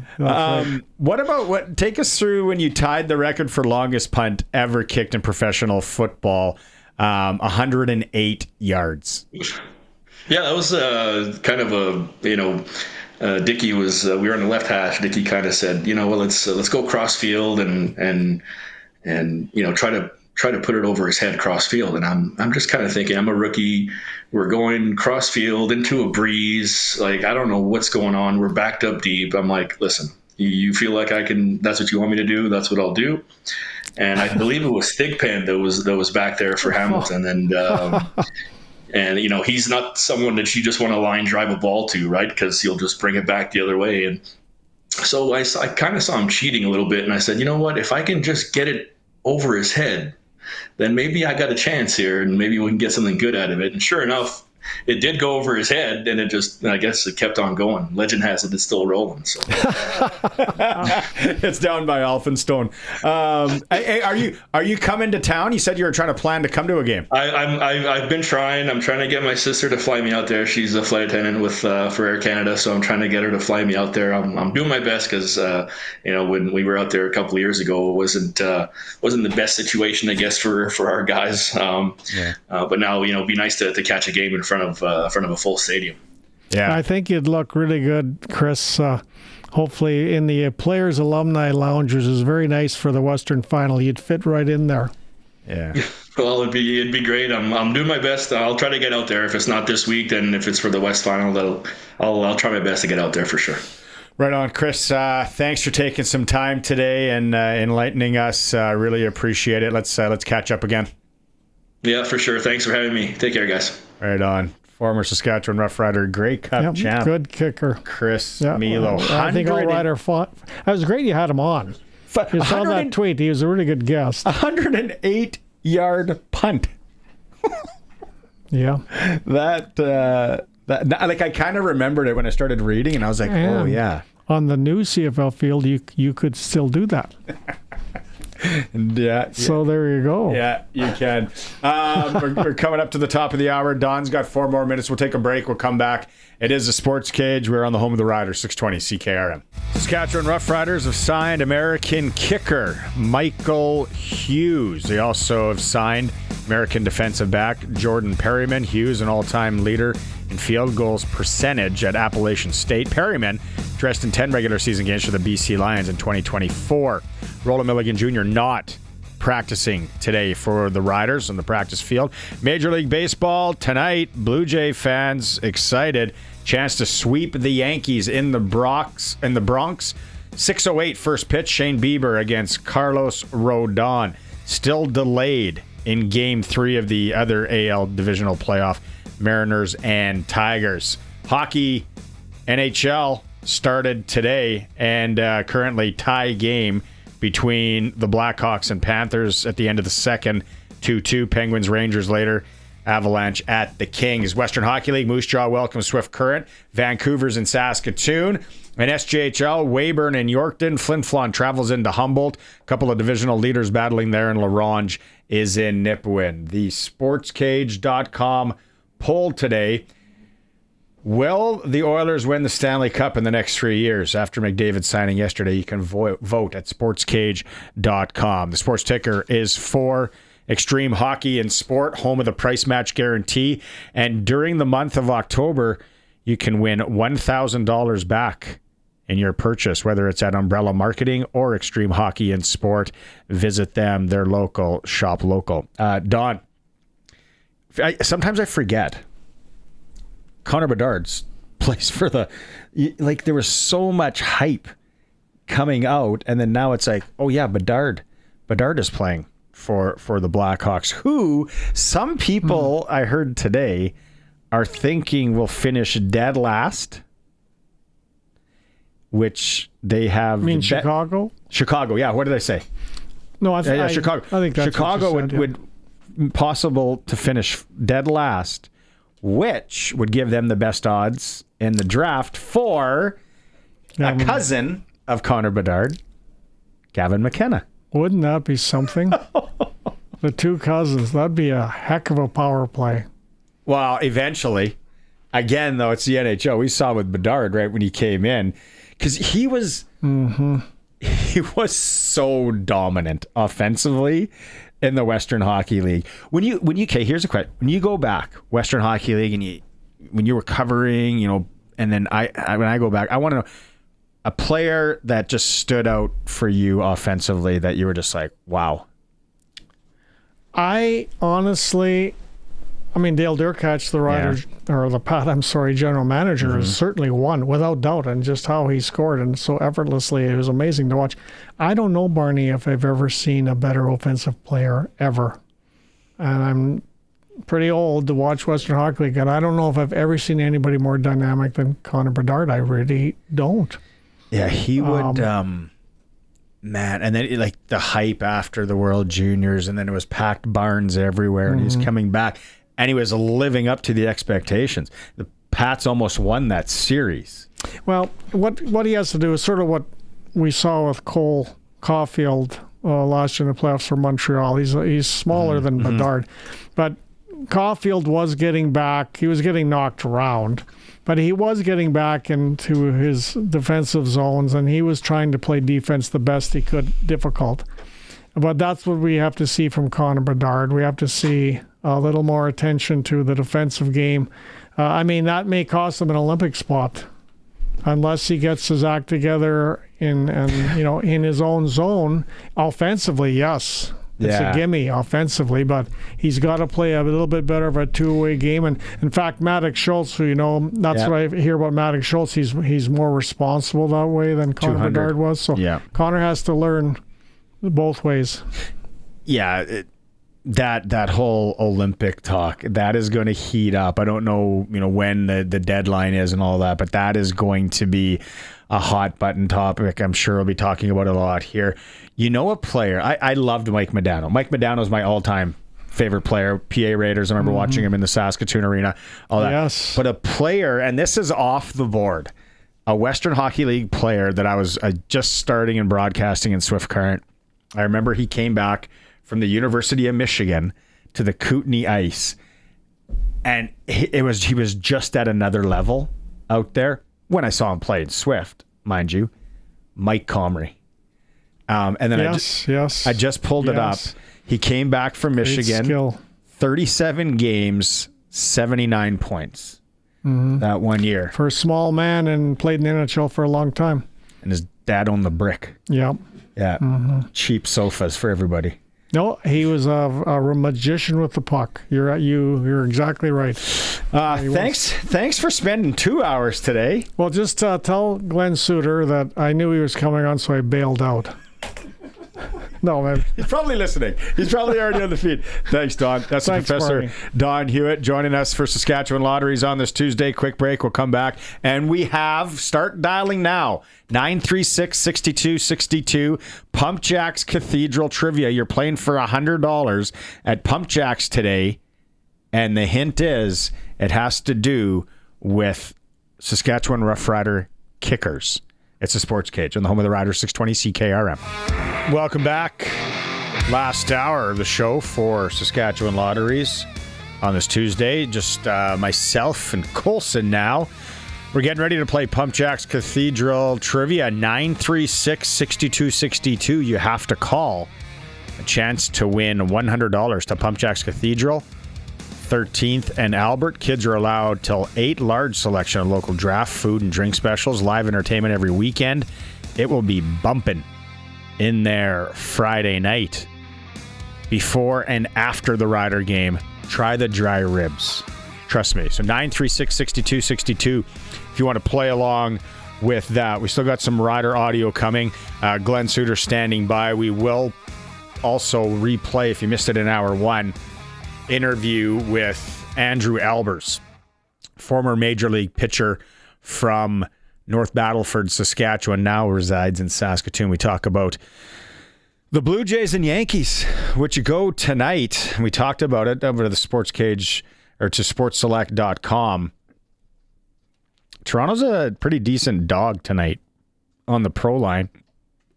If you want to play the point spread, Yankees -1 is 168. Toronto's 189. And the over-under, which Arash said don't touch, the over-under is at 8. So, yeah, I don't know. Some of the props out there. I don't know enough about baseball, though, Colson. And when Arash was going through that, I'm like, the one that he did like on the props was RBIs, Alejandro Kirk, and against Rice from the Yankees. Kirk, he liked the value of 285 on the prop there. So you can do it at sportselect.com. You can pick the games now. It prints out a QR code, and you just go to your local lotto spot retailer. They scan it, and there you go. You got your ticket. Must be 18 plus to play. Play responsibly.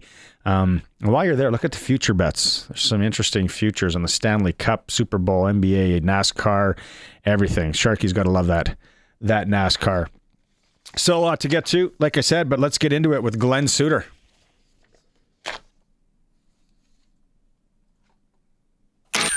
Time now for press coverage with CFL and Saskatchewan Rough Rider legend Glen Suitor on the SportsCage. Brought to you by Bronco Plumbing and Heating, where professional service is guaranteed. They'll treat you right. 781-2090.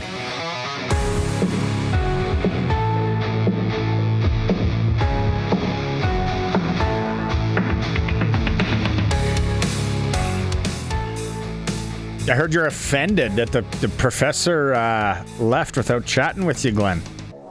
Well, it really hurt my feelings. Like, I'm not sure how I'm going to recover from this. You know what? It passed. It's fine.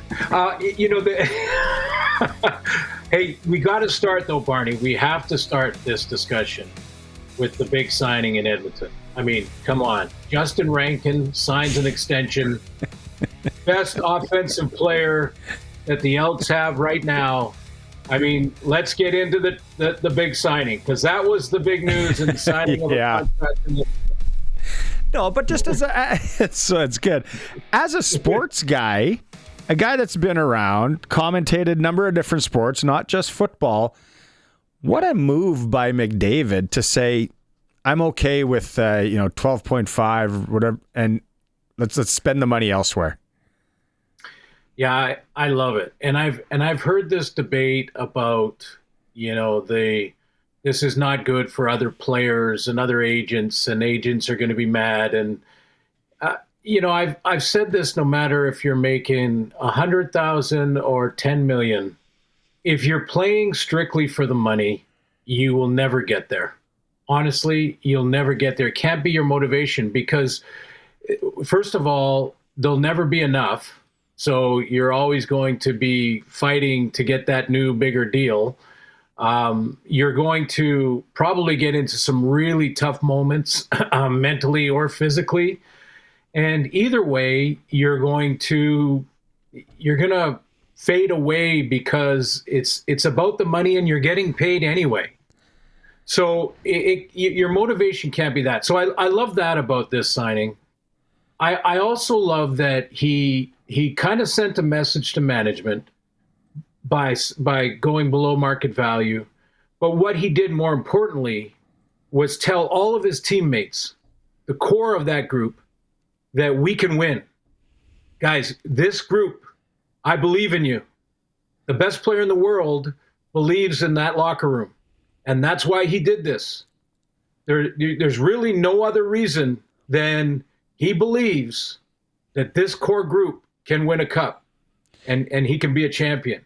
And so I love that about this signing. You know the one, Barney, that kind of, I don't know, I hate is when a free agent, even a big name, signs with a different team because they're on the road to the cup and they've got this great looking team, and I want to sign with them because that might get me my ring.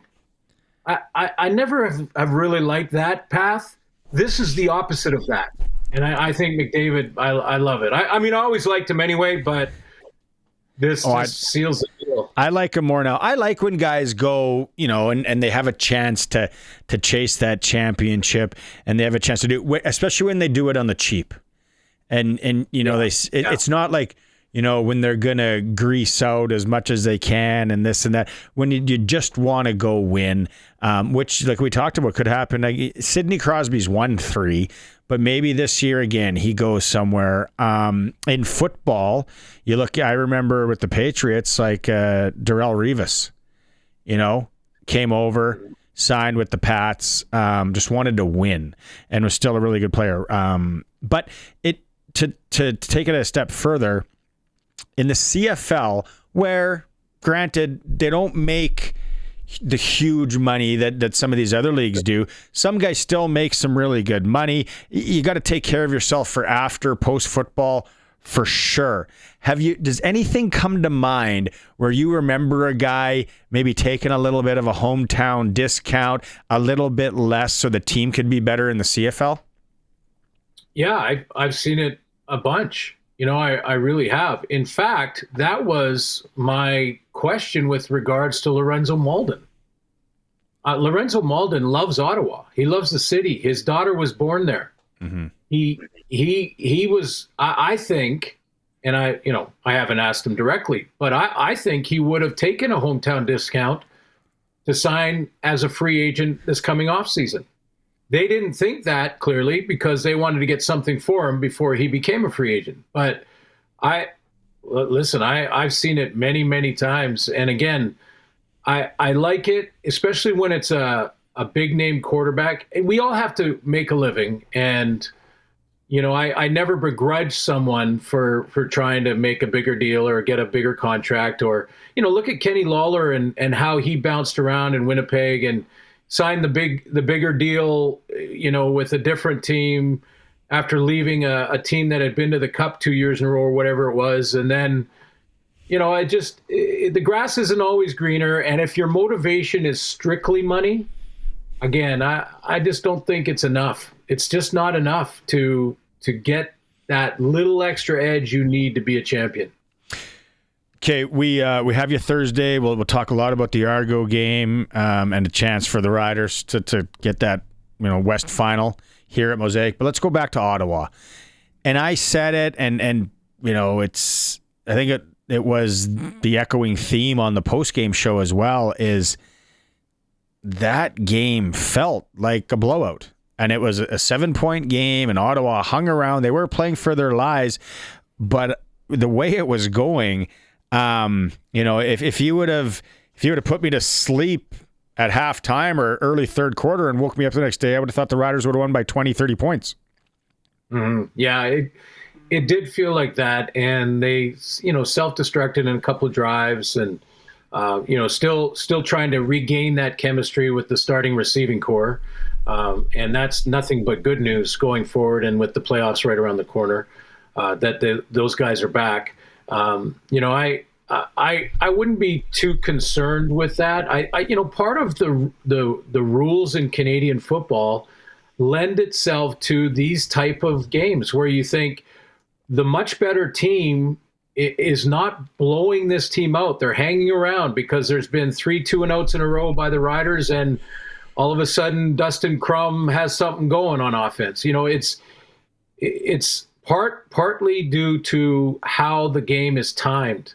And, I'm not begrudging the rule change down the road for this new time clock, but when we get to the final 3 minutes, that's where I hope it doesn't change at all. I think they'll get that chemistry back. I don't think you have to worry about that in Saskatchewan.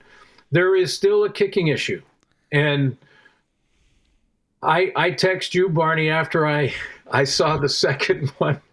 And listen, Campbell Fair I'm sure he'll bounce back and he will get his career going.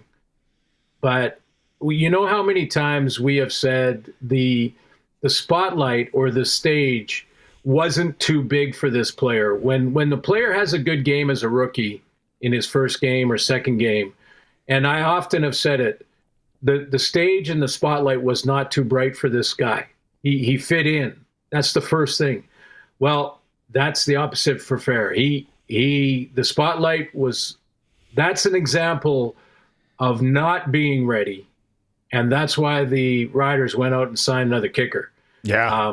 Today. So I'm not surprised at all. And I'm not questioning that Brett is injured. I know that's been thrown around, and maybe even we last week suggested a little bit that they might be just trying to look at this guy. But I don't think for a second they're faking anything here. It's just, if he gets healthy, it looks like it's Brett Lowther's opportunity to. Yeah, I don't think you can waver from it now. Michael Hughes signed today. If people missed it, American kicker.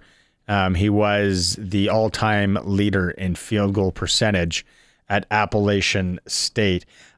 Glenn, and we talked about receivers coming back, which is a good thing. There's no doubt about that. We have, riches there on the receiving side. Why am I surprised? Why am I thinking and wanting more from a Joe?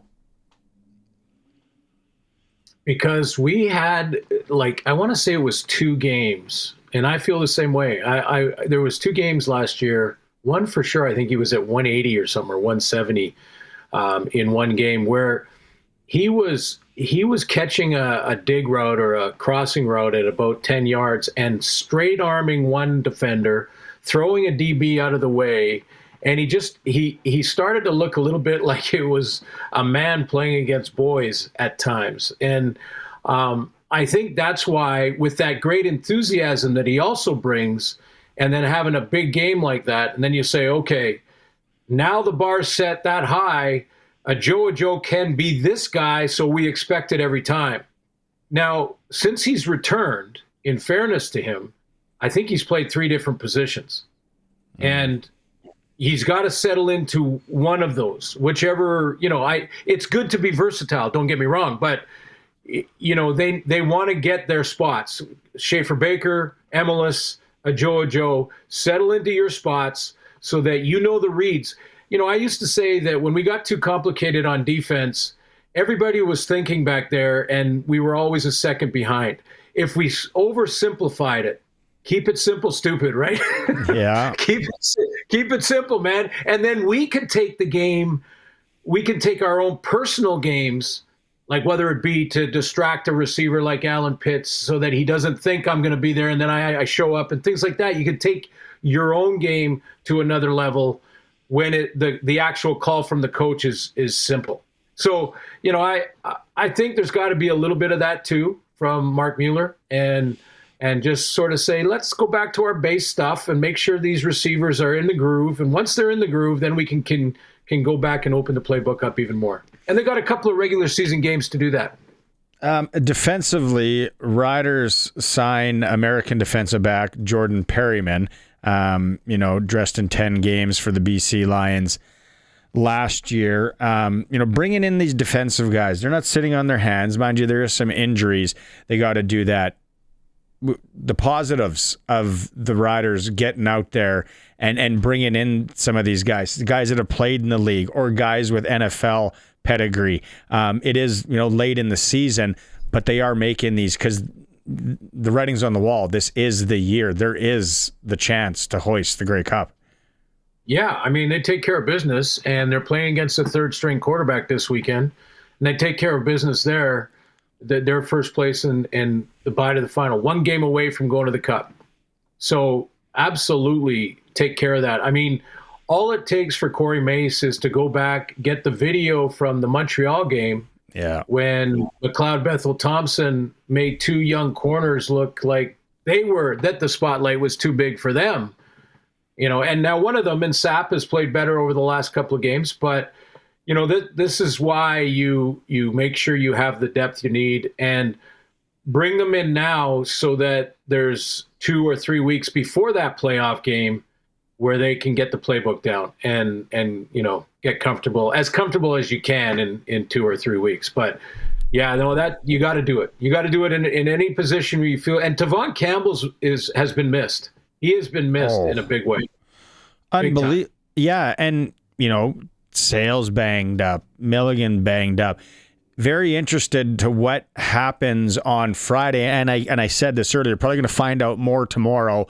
Definitely more on Thursday where these guys are, because yes, it is a chance to clinch things at home and then maybe look at some rest. But also, where do you stand on if a guy's 70, 80? Do you sit him and roll the dice with what you got? Yeah. If once first is clinched, and because that is, to me, is so important. You can get that one game to the Grey Cup in your own park with that crowd. I mean, best chance, right? It doesn't guarantee you anything, but best chance.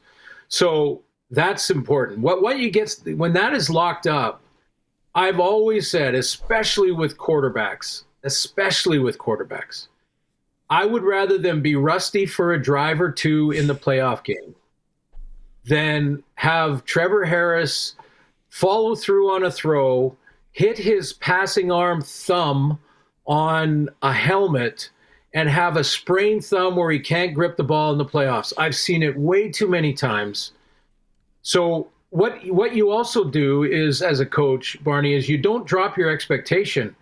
You just say, you're the number 2 quarterback. We expect you to play at the same high level and get this offense running, because you get the chance in this last regular season game to go out and get some reps that are going to be important if we do need you in the playoff run. So the expectation doesn't change, just the player. And if Emilus or Schaefer Baker is still feeling the muscle or there's a little bit of an issue, no. Play the young guys, get to the playoffs with the best players you have, and that's your best chance to win. So you're saying you play them Friday, even if they're at that 70%? 70 is a little low. I'd be careful with that. And this team's got great depth there too. So that's. What about the defensive side of the ball? Try these new guys out? Yep. I'm trying the new guys out, especially against a third string quarterback. And another chance after this to lock up first if they need it. You talk about quarterbacks, and you see it at any level, and that freak injury. And then as a Patriots fan, I saw it the one year with Julian Edelman. Also, Wes Welker blows his knee out in a nothing game, shouldn't have been playing. I think A.J. Ouellette, like I joked earlier, here's a ticket to Cancun for 5 days. Go rest that frame. Take some time. I don't think he has that in him, but that's a guy that he is so physical that the rest will do him well. Hey, if he needs a place in Cayman, I have a couple of contacts. Throwback. If people that listen to the show religiously, totally laughing at that right now. I love it. No, but little contact. No, but you're right, Barney. No question. Give AJ Ouellette a break. Give him the rest day. He and the other thing about this team in particular this year is that they're all in. They've made the commitment. You can tell that, and this team cares about each other.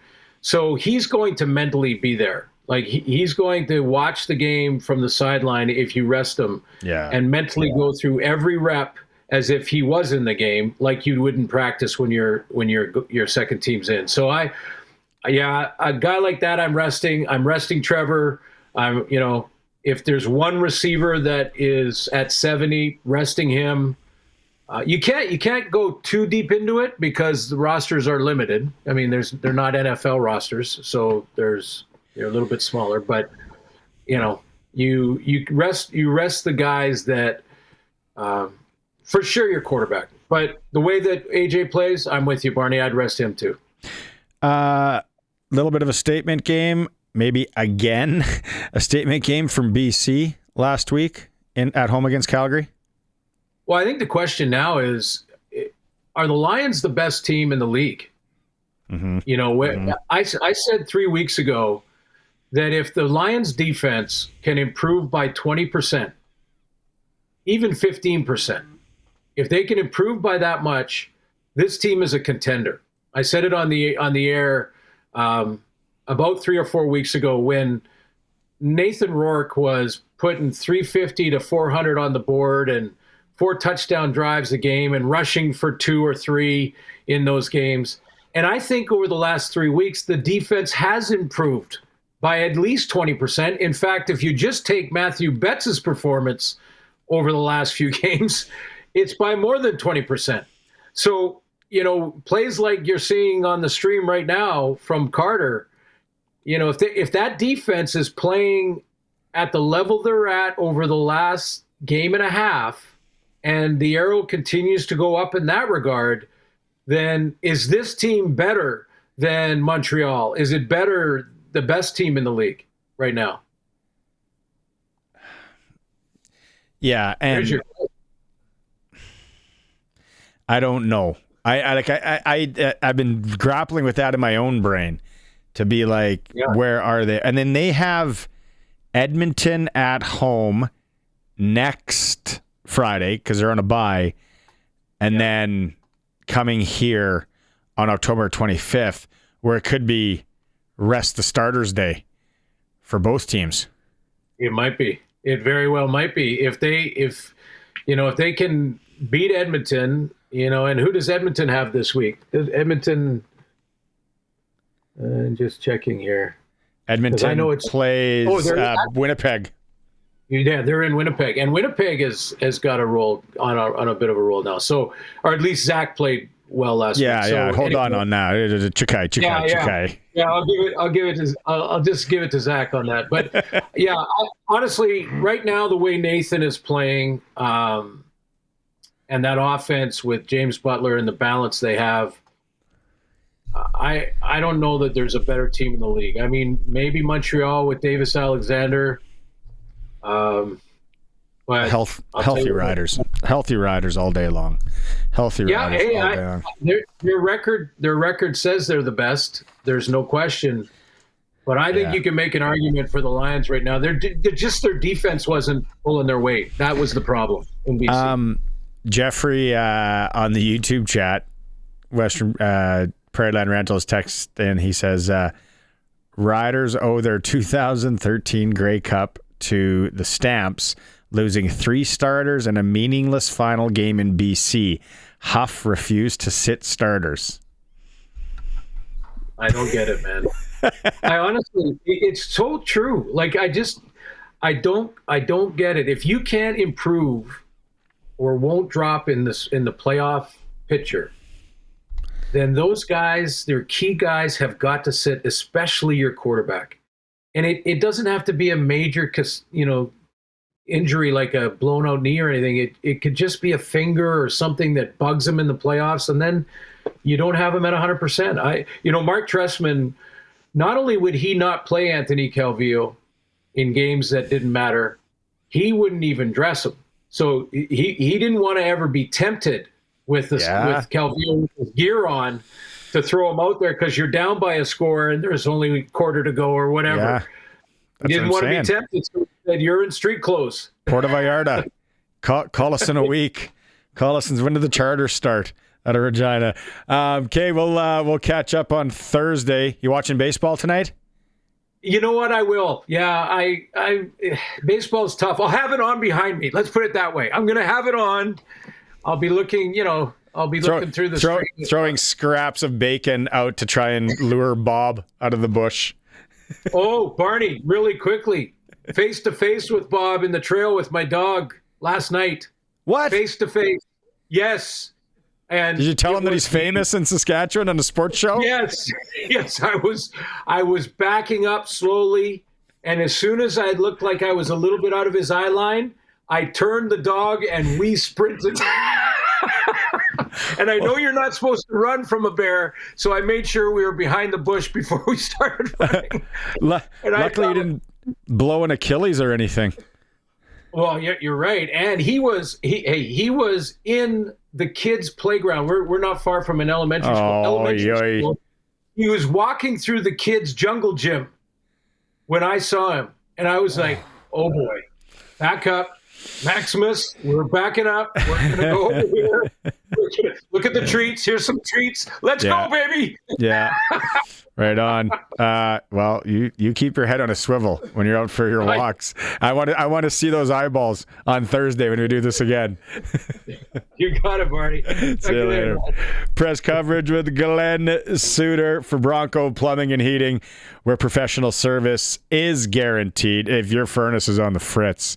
Some of these mornings and nights have been cold. You better call Bronco Plumbing and Heating. They're going to treat you right. 781-2090. All right, Colson's we got the phone lines figured out here. If you want to try and play Pump Jack's Cathedral Trivia, 936-6262. You're playing for $100. You got to call in. You got 10 seconds to answer a question based on rider kickers. 936-6262. It's a Sports Cage on the home of the Riders, 620 CKRM. Saskatchewan Rough Riders signed American kicker Michael Hughes and American defensive back Jordan Perryman today. Hughes all-time leader in field goal percentage at Appalachian State. Perryman dressed in 10 regular season games for the BC Lions in 2024. Roland Milligan Jr. not on the field, did not participate in practice today. Blue Jays, Yankees, 6:08 first pitch in the Bronx. Shane Bieber versus Carlos Rodon, who Vladimir Guerrero has owned. Seattle and Detroit, they're tied 1-1. That game is in the end of the second, and it's 0-0. They're tied 1-1 in the series. NHL starting today. 7 minutes and 50 seconds left. Panthers up 3-2 on the Blackhawks. Rangers and Penguins later, and then the Kings host the Avalanche in the late cap. SJHL, Weyburn's in Yorkton. Flin Flon travels to Humboldt. Nipawin plays welcome to Larange. WHL, Moose Jaw is home to Swift Current. Vancouver's in Saskatoon. Sports ticker in hour 3 is for Regina Steelcraft Doors, made in Western Canada for Western Canada. You can now see them at their 40,000 square foot location on Park Street. All right, Colson, let's get in to Pump Jack's Cathedral Trivia. It's time for SportsCage Trivia for Pump Jacks. Great food, cold local draft, and a place that feels like home. All right, Pump Jack's Cathedral, 13th and Albert, will be buzzing on Friday before and after the Rider game. The kids are allowed until 8. There's live entertainment every weekend, and I'm serious. Try the soup, I'm told, but I have tried the dry ribs. Lots of local draft as well and food specials. All right, joining us for Pump Jack's Cathedral Trivia today, Wade in Regina. Wade, you're going to have 10 seconds. You ready to do this? Yes. All right. It's based on our interview with Chris Milo in hour 2. Now, the question is, as we get the clock ready to go here, Milo tied the record for longest punt ever kicked in professional football when he was with the Riders. How far did he punt the ball? 102 yards, 110 yards, or 108 yards? I'm going to say 102. Wade. That's okay. It's 108. You still get a lunch on us at Pump Jack's Cathedral. So not all is lost. Do you got a score? Do you got a score for this Friday's game when Toronto comes to town? Again, I'm going to say about 35 for the Riders and 25 for Toronto or the other team, whichever. High-scoring game. All right, Wade, stay on the line. Colson's going to take your information, and we'll get you that lunch.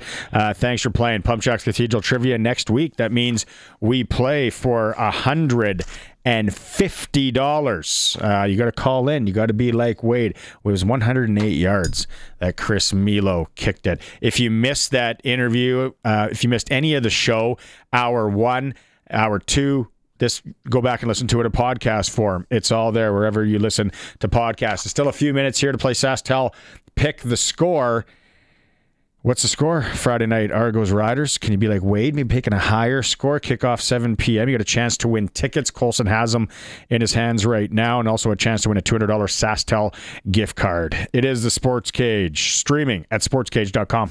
Prairie Land Rentals text line, good one from Carrie. We're going to have to send Suitor to Cancun until hibernation season. That's a good one.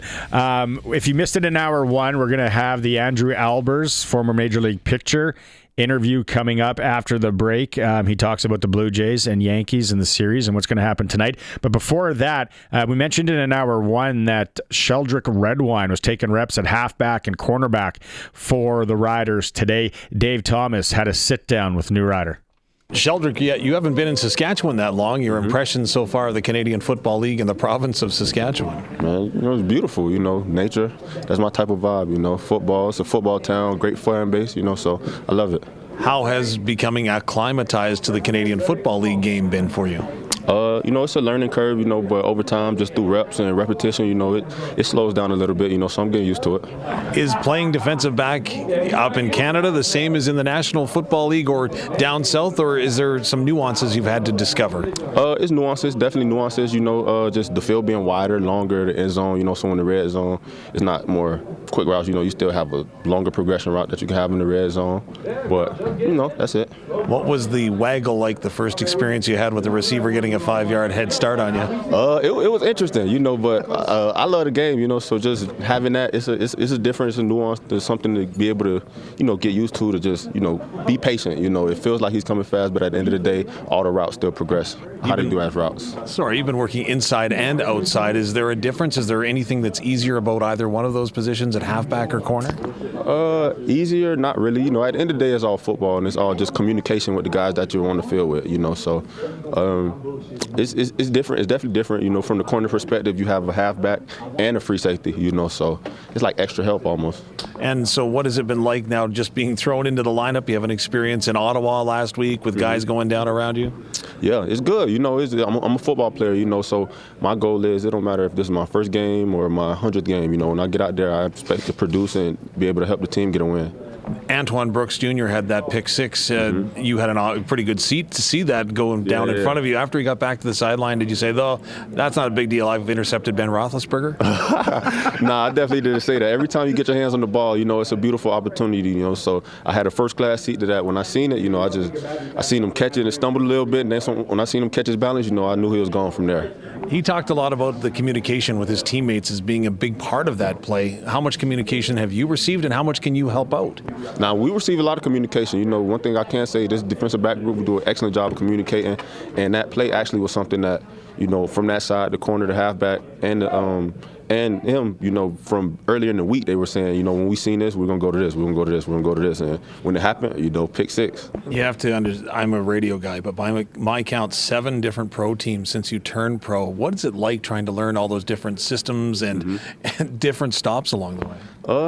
Like I said, it's a learning curve with anything. I see anything as a new language.